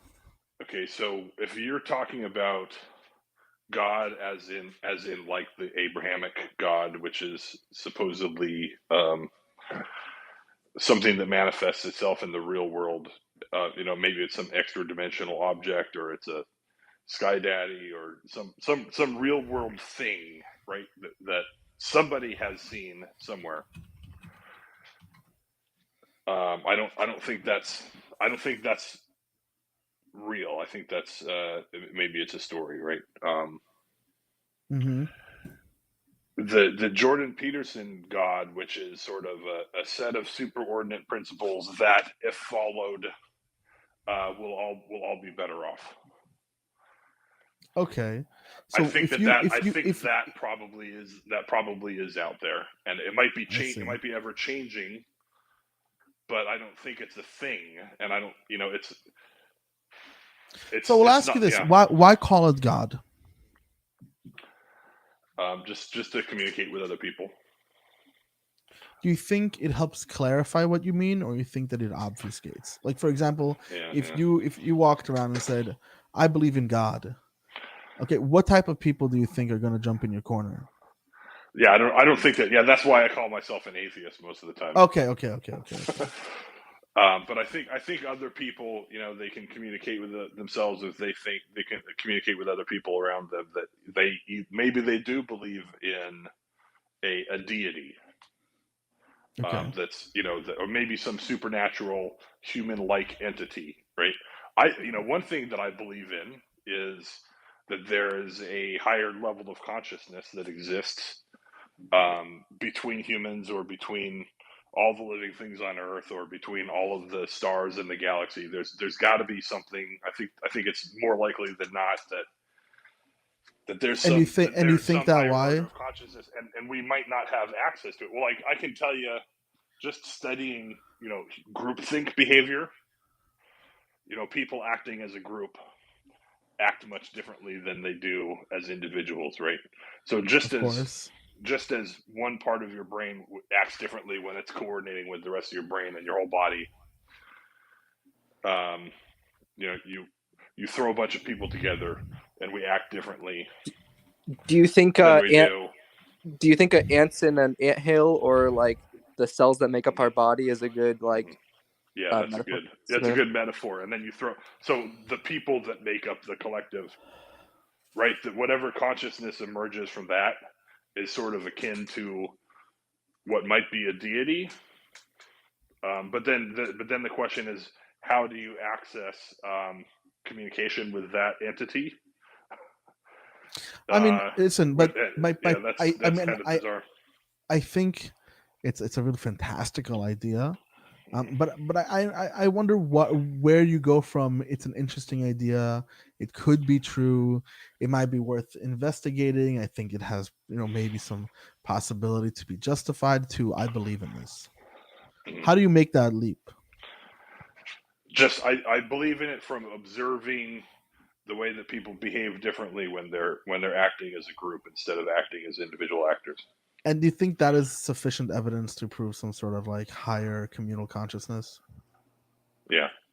No, I'm not sure that the communal consciousness is smarter than any one of us, or that it's particularly functional, or that we can communicate with it. But I'm sure that it's there. I'm pretty sure that it's there. Okay, well, And that it real quick, influences us, a yeah. bunch of people just jumped into the call, and I want to get Travis coming down, but I do want you to stick around because I think Yep. you have interesting opinions, and people are going to want to talk to you. So I'm going to invite you to. Before you move to the next one, what I really wanted to say was about actually about philosophical razors. Just for everybody, just so everybody does, like, a lot of people really kind of get wrong what those things are all about. So the general idea of philosophical razors, one of them being the one that we were talking about before, Occam's razor. Thank you, Occam, there's a bunch of arguments that you can make, and many of them can be good explanations of what's observed in reality, right? And it takes a certain amount of energy to argue about all the different kinds of arguments that you might want to argue about. So necessarily we must throw some of them away and accept some of them. And when you have two, like what Occam's razor is if you have two different arguments that both explain the same thing, and one of them is simpler, then there's no point in trying to prove the more complex one. If you can prove the simpler one, you can just stop arguing. You can move on to another topic. Would you say that using the word heuristic explains it pretty well? Or like a shorthand, like logical tool to help us discern things? Yeah, no, I mean, it doesn't, like, Occam's razor. It doesn't mean that the more complex thing is wrong. Correct, and it also doesn't say that the less complex thing is right. That's right. It just says once you find two things, one of them being more complex and the other one being simpler, as long as they both adequately explain the thing, you can just throw away the more complex one because it's just going to take more energy and time to argue through the complexity. You already have a sufficient explanation. There's no point in problem. There's no point in continuing arguing about it. Yeah. So. Okay. So I mean, perfect. So, yeah, I invited you. Thanks. I invited you into speaker. Just pop up whenever you want. Travis, the man, the myth, the legend.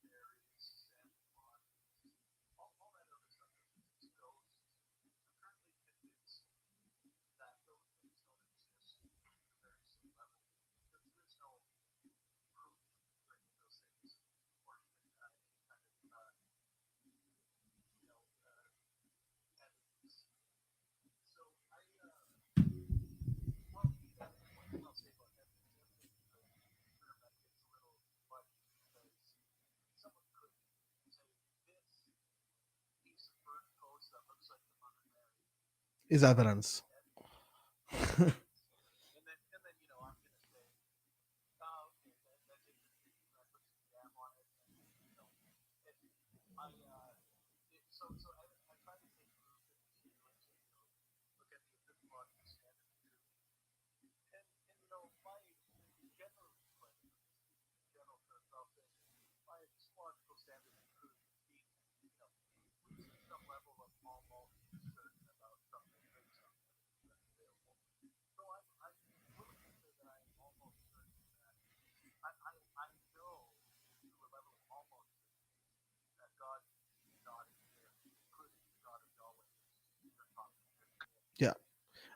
And do you and you agree with the positive claim that I'm making and how that takes upon the negative claim?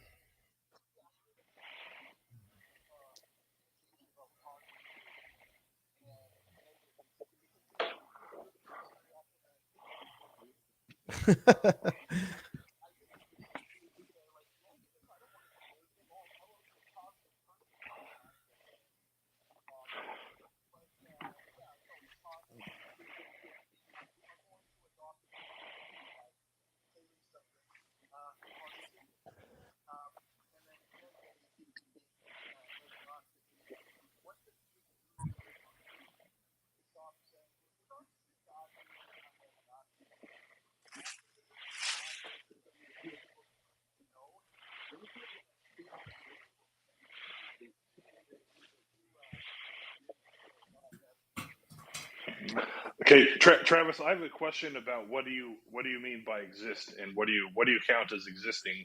So do you think, I'll ask you a couple of questions. Do you think that transistors exist? Does a computer that uses transistors exist? Does a computer program which is only a particular configuration of the state of those transistors exist? So like if I had a computer if I had a mind that had a concept in it that is only the configuration of my the configuration of my brain, the neurons in my brain, the neurotransmitters, which ones are on or off, the memory patterns, is that concept that exists? Do we call that existing?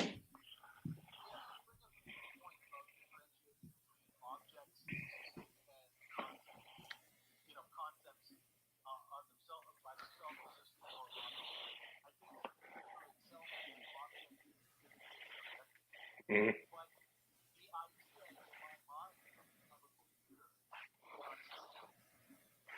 So if you don't mind for a second, I think that a lot of times people think of things as existing. They talk about existence as only things that are independent of their mind. If their mind would shut off, it would still be there. And colors exist, red exists, sadness exists, but those things are entirely, in my experience, they're entirely I mean, as a feeling, as a state, as a brain state. I think we need to like have another word for exist when we're talking about those things.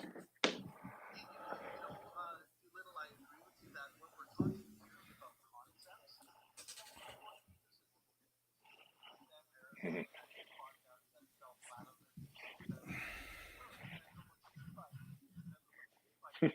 Yeah.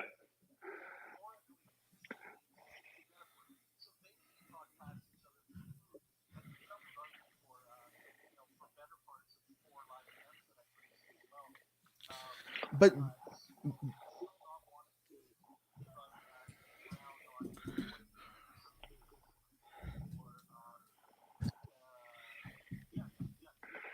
So if you think that if you think that you're something that exists only in your brain, only as a description of your brain state exists, then why can't you say that God exists? Because to a Christian, their concept of God it's part of their brain state.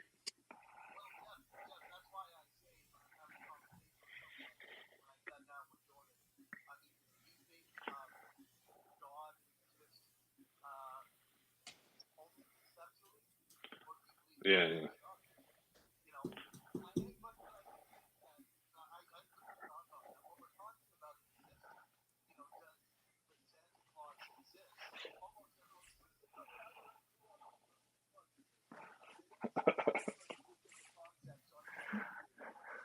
and I think and that's also primary to this argument I propose and I put forward, is that I'm proving that God exists as a concept in your mind,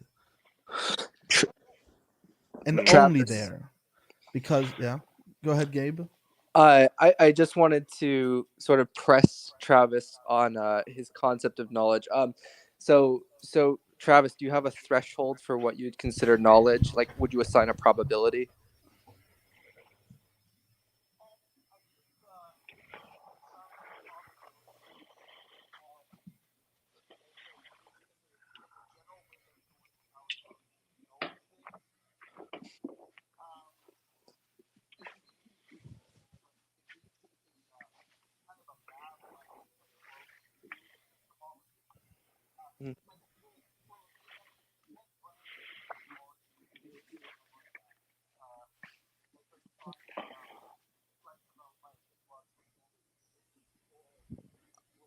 Something you would claim to know, for example, that leprechauns don't exist.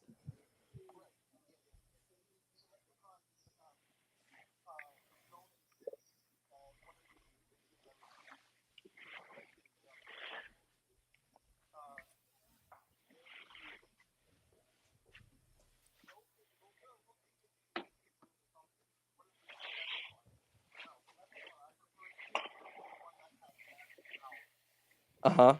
Yep.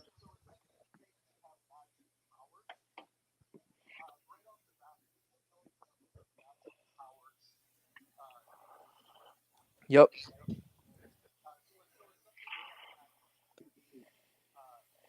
Yep.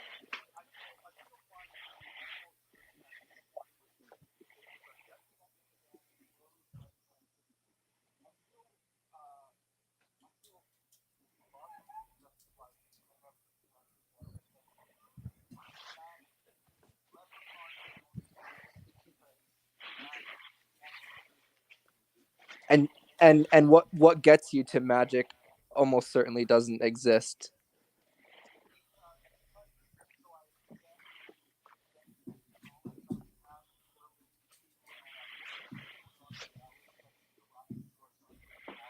I mean, I think we can make it easier, Travis. We can just simply say, there's evidence showing, proof showing magic is something that is superstitious and existed in like our myths and our legends, right? Okay.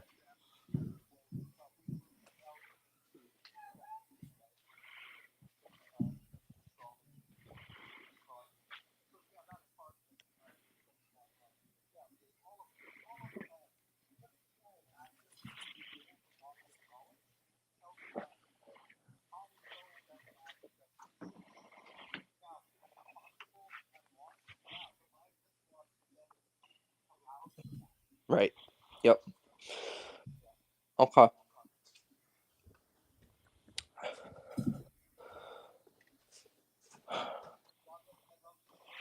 No problem. No problem. Take it. Go ahead. No problem. Okay, so go ahead, since there's Jeff. no more callers, I just wanted to get on to the next thing that I was going to argue with you about. No problem. Let's go. I like your idea of proving that that the modern concept of God has sort of been an evolution from mythology, from ancient mythology, and you say Yes. Semitic. And I think you can probably demonstrate that with history lessons, essentially anthropology, archaeological anthropology, right? Etymology, literary critique, all that stuff. So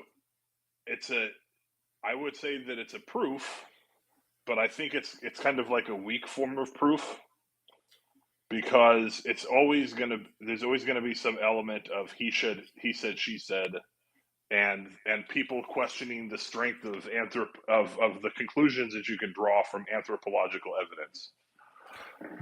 Okay. And like versus their true belief in the one God that has been revealed to them when they fell down in church that one day, right? So it's always going to be hard to convince somebody through, well, my professor said that he read a book that said that someone dug up something in Israel that had this writing on it that looks a lot like some weird the goddess Asherah, who right, who was Yahweh's wife, whatever it is. No, but I agree with that. I don't think that is in contradiction with what I'm saying, because truthfully, I think that this approach of reasoning things out is not really going to ever work on someone who fell down a church and God spoke to them. Yeah. I can that's think of my. So I mean, I think it's good for you to.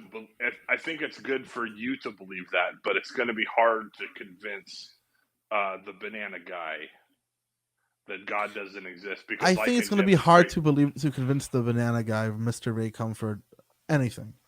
So here's an analogy that's going to make it even harder. Go ahead. Sir Isaac Newton was able to determine, and I'm halfway talking out of my ass, I'm just telling a story, was able to determine that acceleration due to gravity was 32 feet per second. Okay. In 1600.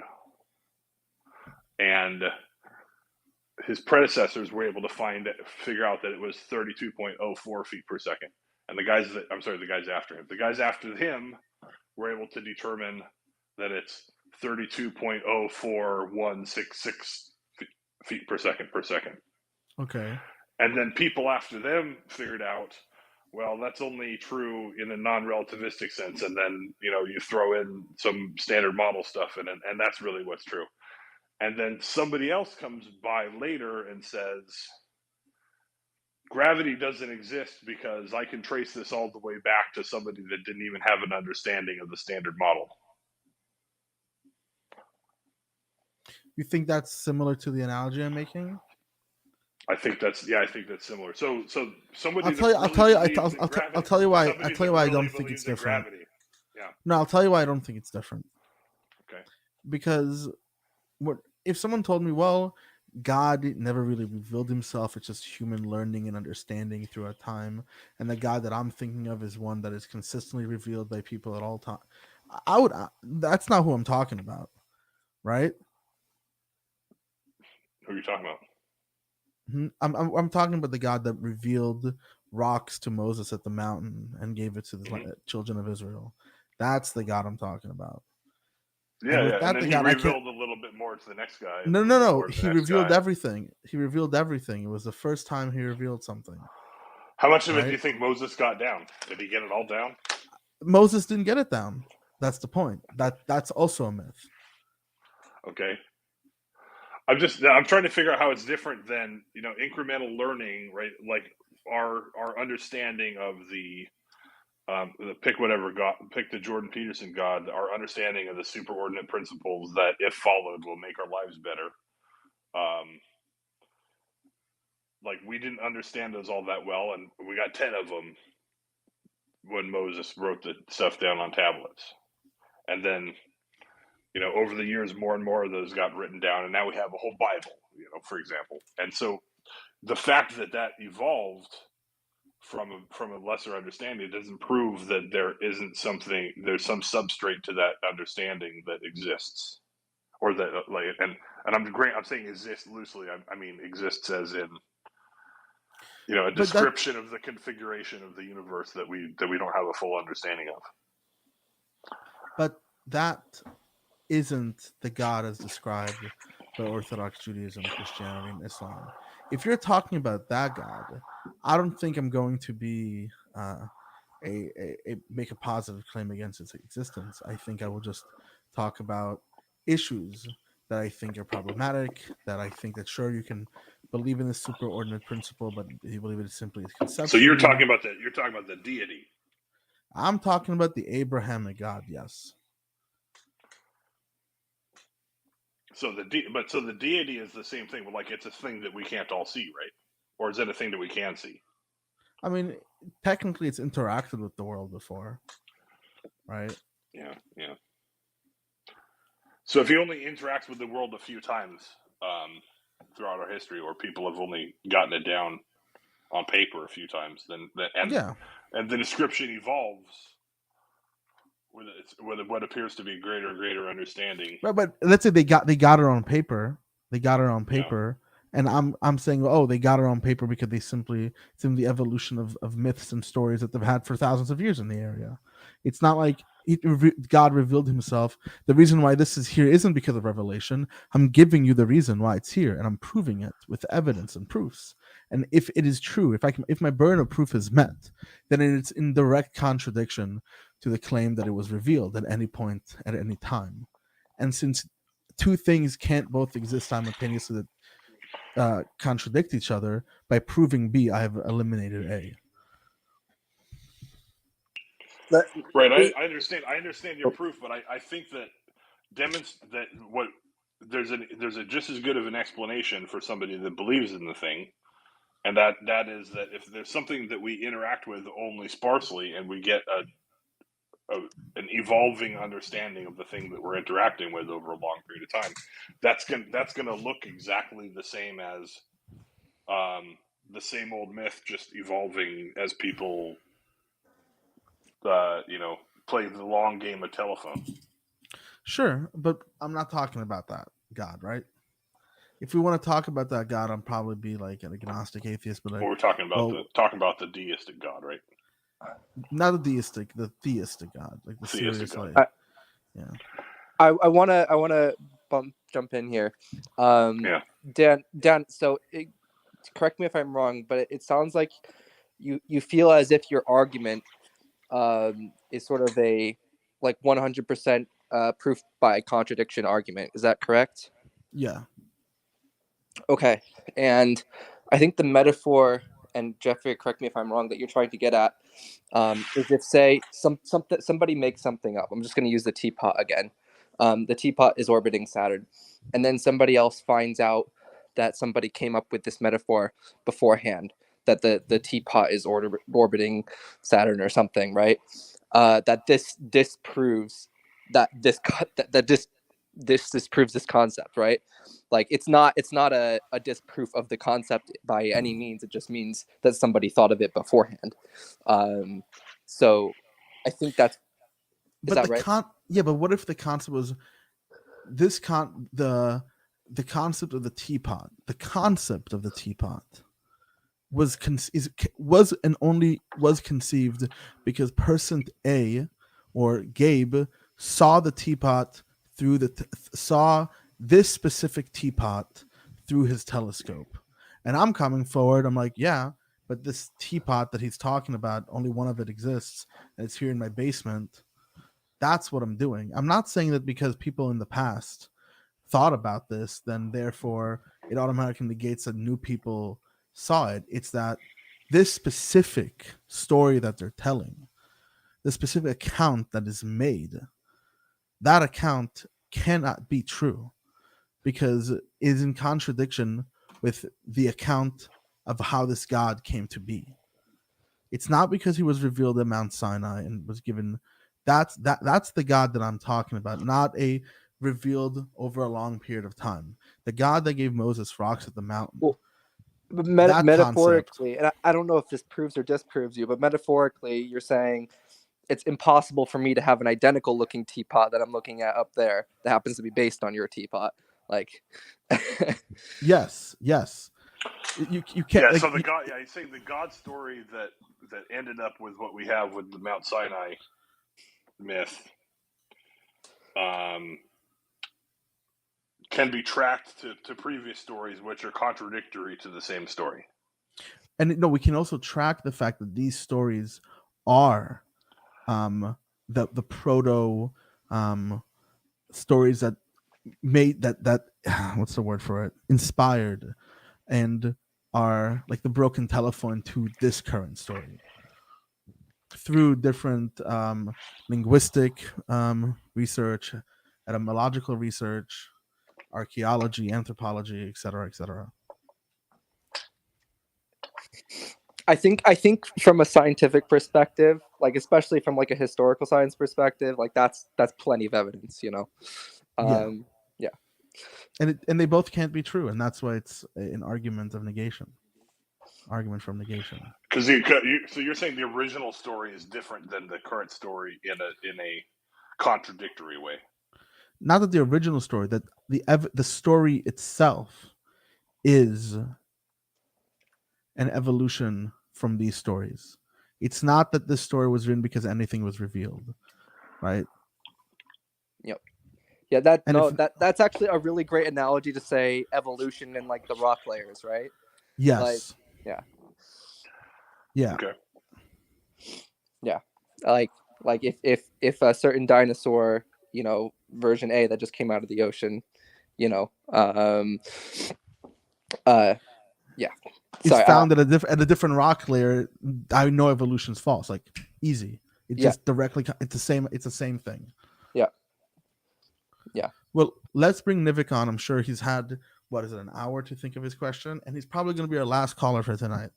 So before I take Nivik, I just want to remind everyone that if you like this show and you like what we are doing, support Travis. You know, he works hard. Come join the Discord. And oh, Masha is coming on too. Okay, I got to hurry up. I'll make the exit call much later. Let's bring Nivik in. Nivik, you're live. Yeah, with the claim that two things can't exist at once, and you have to conclude that something is or isn't, both things can be the same at once, in where you could it could be how the person view it. Like, what one person sees something as destruction, another person can see it as creation, and they both can see them both those things as necessary. I'm not understanding you, my friend. Okay. If you see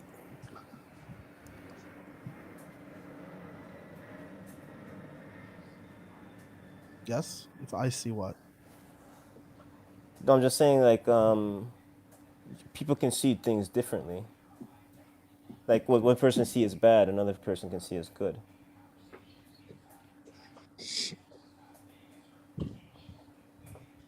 Nivik, I'm having a hard time following you here, because I think what I'm talking about is if the existence of thing A negates the existence of things B, they both can't exist at the same time.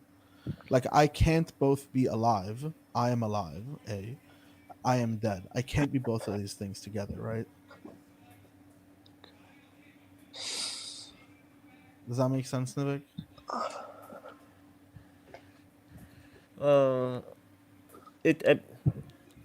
Yeah, that does make sense for you. You can't, when you're alive, you can't be dead. Yeah. That so in the same idea, God can't both be revealed at Mount Sinai, and also this story is simply an evolution of some earlier proto-Semitic myths. He can't both have given the story at Mount Sinai. That cannot be real if the other is real. That's what I mean by contradiction. How can you differentiate a belief that's more based off of a bias in subjectivity, and a belief that's more grounded? So let's start with this. That's more based off objectivity and grounded in reality. Is where all I'm coming from. all beliefs are subject to bias and are biased. My belief is biased. Your belief is biased. Gabe's belief is biased. Masha's belief is about to be biased. But that doesn't, like, you can have biased beliefs that But are it can be objective.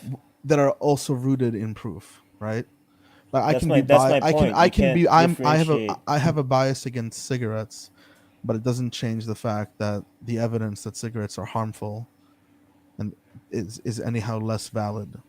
I have a strong bias against cigarettes. Does that make sense? I don't think these two things are in contradiction. Say that again. You have a bias against. Things can be really biased and also be really true, and really objective. Yeah.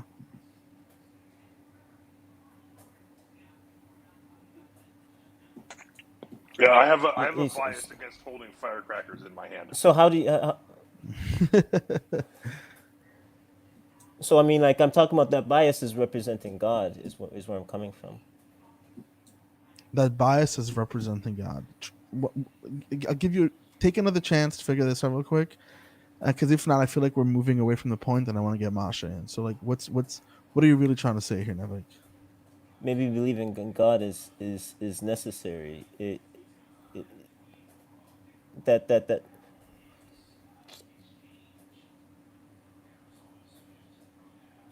maybe it is necessary for some people. I'm sure there are some people who need that Yeah. belief. So it's hard to. So I'm Sure. just saying it's hard to It could be hard to differentiate a person who is belief based through their bias, and is really grounded in reality. They both objective reality. They both can conveniently come together in validating the other. Yeah, well, But I'm not but trying to another identify with people whether their belief comes through bias or whether their belief is mainly in, I don't want to use bias, is mainly because of a need or some sort of psychological, subconscious, whatever. I think that's a bit irrelevant. It's one a bit is being guided presumptuous. by God, and the other one isn't. Yeah, I don't think we're talking about that. I'm sorry, I, but I think I'm gonna have to move on. Okay, buddy. Let me take on Masha. How you doing, Masha? You're live. Hey. Hey. Yeah, so I came to say one thing, but I have to address another, and that's that I'm not sure that some of your callers understand that there isn't like wiggle room for believers. Like, and then the deity that you're talking about is absolutist. Like, there's no ontology. Like, it reveals itself. It isn't Correct. something that we can continue to acquire knowledge about. It is. It is that it is because it is, right? And 100%. they right, so there's a dogma there. There isn't like a whole bunch of negotiation, I'll say, with belief and why and who and and when and in what circumstance. That's why there is the Nicene Constantinopolitan Creed, right? That the Christians repeat, that all supplicants to that deity repeat, which goes, I believe in one God, the Father Almighty, etc., Correct. etc. Right? And So and I yeah, think, exactly. yeah. So This is that why I was, I said as think, described in Orthodox Judaism, Christianity, yeah. Islam. So maybe you should have Yeah. like clarified more strongly that that's the one that is the I subject thought of I this was. I wasn't. I conversation. wasn't. I You, wasn't I clear think enough. You think? you did great. I just think it was maybe too esoteric or intellectual. Like, I think you have to kind Oh of go God. back to the basics of like, we are Okay. not talking about somebody's subjective, like the phenomenology of experiencing the divine in oneself and No, I'm having talking about conversations. yeah. I'm talking about like a real Ye- empirical numinal claim. This is God. yes. Gave Moses rocks at mountain. Got mad at Pharaoh. Killed his son. Like I'm talking about that guy. Absolutely, absolutely. And that is a dogma. There's an orthodoxy that does not tolerate deviation from the belief. So there isn't anything like what some of your interlocutors have described in terms of like a discovery of further qualities of this deity, right? Like, Yeah. it was decided in one moment in history, it has been that way, and it also evades any possibility of evolution, as does the church, right? Like, that's the Correct. central argument. Anyway, so I know you and I understand this, but I just like really wanted to reiterate that because I think that was also potentially your quarrel with Mace originally, right? Because I think he was trying to talk about the god of the grasses, or whatever other god, other deity that has been described in other texts, potentially by Gnostics, right? And you were very categorically talking about the God of Abraham, right? Who Yeah. required the sacrifice of Isaac, etc. Yes. Anyway, yes. I mean, So I would love to talk more with Mace about it because I don't know. I still have yet to really figure out what the big difference was because we were talking about. He was someone saying you can't positive claim a positive claim. I'm not really sure what exactly he was trying to get at. So I can okay. pick that up later. Yeah, I think that would be worthwhile for sure, because I think there was just frustration and you guys were maybe talking past each other, Masha, but uh-huh. I was talking about a belief can be potentially more guided by a person's biases, and it being more about that. And a person's belief could be about objective, more connected to reality. But they could merge, and you wouldn't know really what's driving the other. And when do you think? Well, at one point, you thinking like, okay, we're on the same page, but there could be a divergence in where a person just goes off into delusion in saying they believe this and that that's not grounded in reality because they're guided by God. And it's hard to tell when in person their conclusion is more based off of a bias or it's based of the subjectivity, or it's more grounded in connected to reality of objectivity. So it's so to debunk that you could 100% positively they're both one and the same is my point. I think that Nivek, you're trying to maybe, I'm gonna say, like, we should potentially schedule a talk about hermeneutics then, right? Because you're talking That would be a good about topic.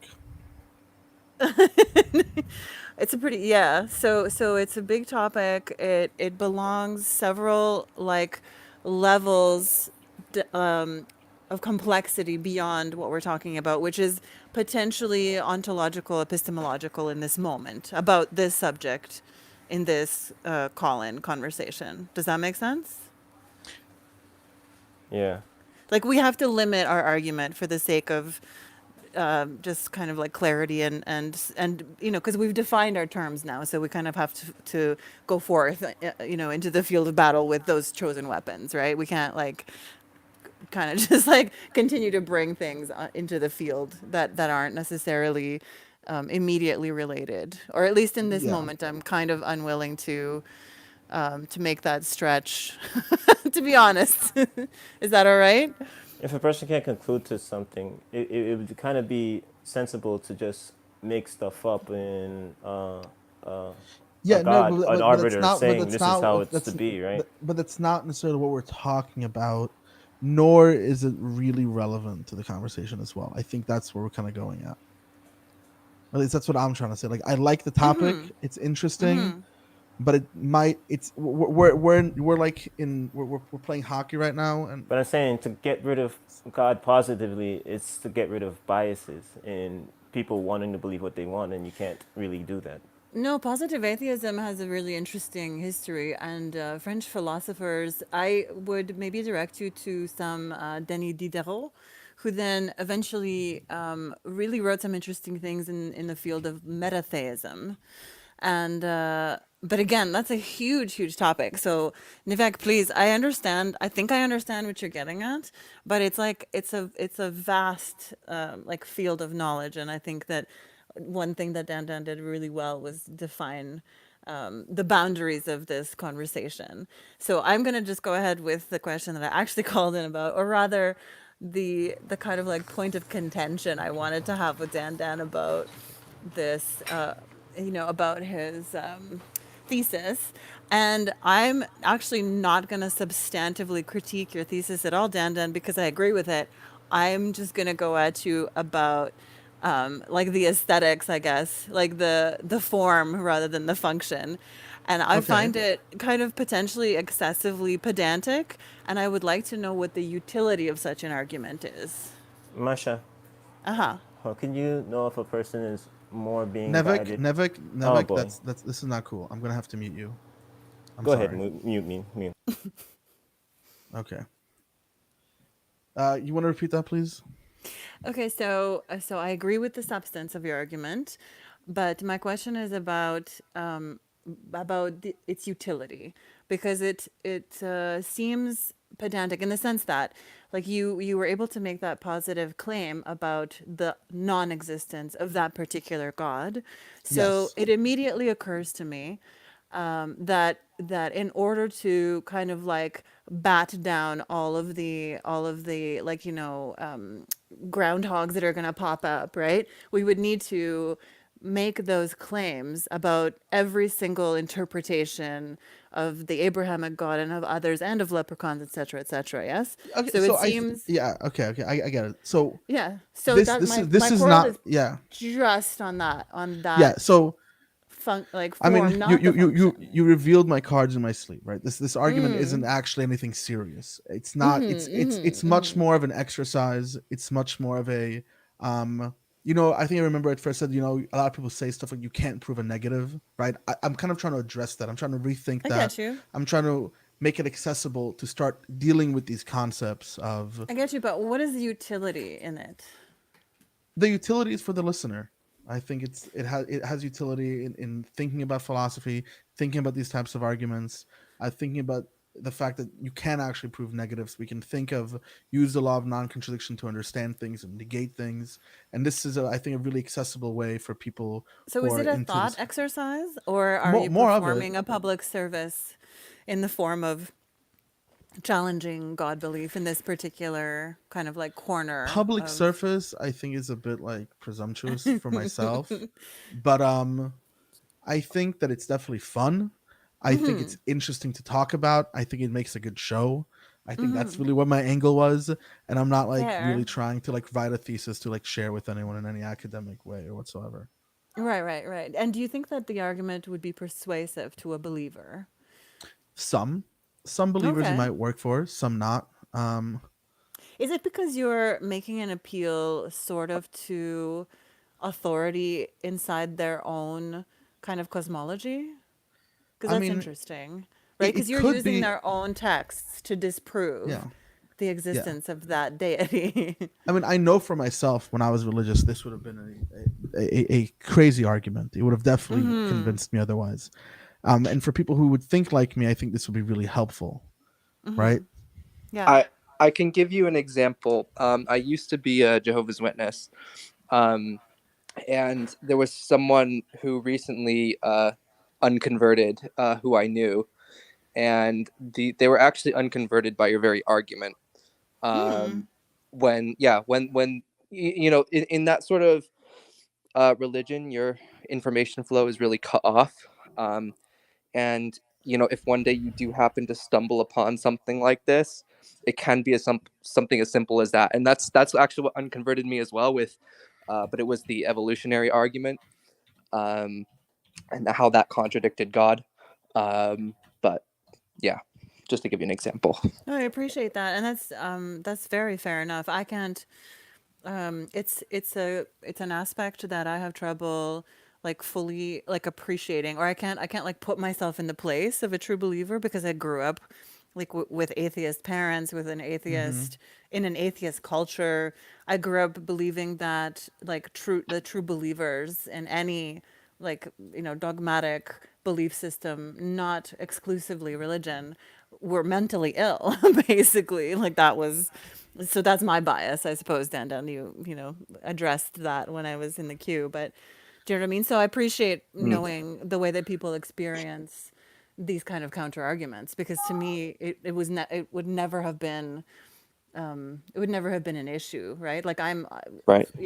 I grew up without orthodoxies, without Yeah. dogmas whatsoever. So yeah, it's I interesting. think personally, because I currently still am a part and I interact with the very religious Jewish community here in New York, having these different tools and having these different arguments is good for oneself, one.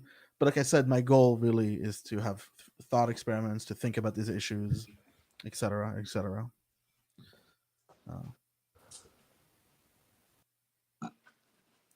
Masha, so you said you grew up did you grow up in the States? Like how was it interacting with people who were religious when you just grew up atheist your whole life? Yeah, no, I came to North America sort of like later in my life. I was already like fairly formed, sort of cognitively, intellectually, and Okay. interacting with kind of true believer. I really did find it like difficult not to dismiss a priori people Okay. who, you know what I mean, even if I would see like a small cross on someone's on a necklace, I would be like, okay, there's no point. This person is not going to be like capable of being a true interlocutor in any meaningful sense. I need to completely code switch with them into something very, very simple. Do you know what I mean?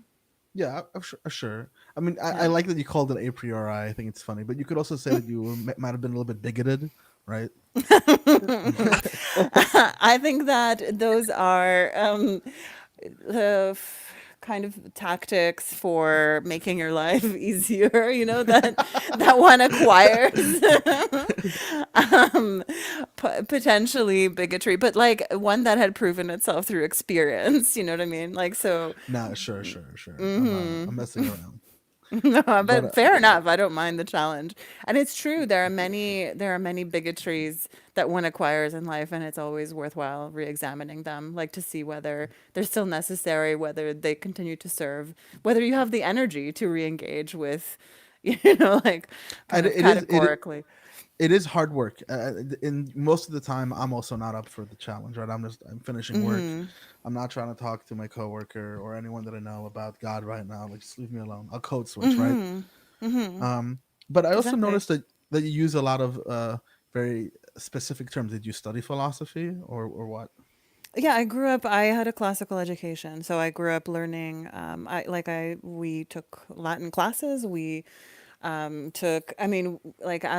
grade school, right? We learned about Aristotle and, read Plato's The Republic when I was in grade 3. So That's yeah. impressive. Where was that? Where do I have to raise my kids? I was educated privately. Okay, okay. Yeah, and I had a tutor. Like my family traveled quite a bit, and we actually lived in Istanbul. So I that's why the see. Nicene Creed and all of these things, like though I've been in the places, where men see, yeah. decided what God wanted from us. I see. Yeah. Well, honestly, thank you so much. I really appreciate what you have to say. Yeah, thanks for this conversation. And Of course, so of well course. done. Wonderful to listen to you as always. Thank you. I appreciate it. I do. Well, everyone, it is that time. The show is over, as sad as it is. But next week, I forgot what I'm talking about next week. Oh, yeah, I'm doing a back to basics. I'm going to be running a small philosophy 101 where I'm going to talk about things like Plato's Republic, and I'm going to talk about different concepts in philosophy. Because recently I've come to the conclusion that I'm going to take a step back. I'm talking about Kant and Derrida, and I'm reading Zizek's books. I need to take a step back so I can also be able to communicate with everybody else and have, I think, much better discussions that everyone can be a part of.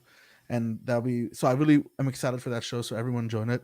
Also, I want to remind everyone that I think it is on the 10th, no, Sunday at 10 a.m. Pangburn is hosting a conversation between a Russian and a Ukrainian who are both going to talk about the Ukraine war, which sounds super, super epic. There is going to be like an after show conversation in the Discord. I won't be there right away, but I will be there an hour later like I usually am. So thank you everyone for the show. I really hope you liked it. And I'll see everyone around next time. Thanks, Dan. It's great. Good night. No problem. Good night.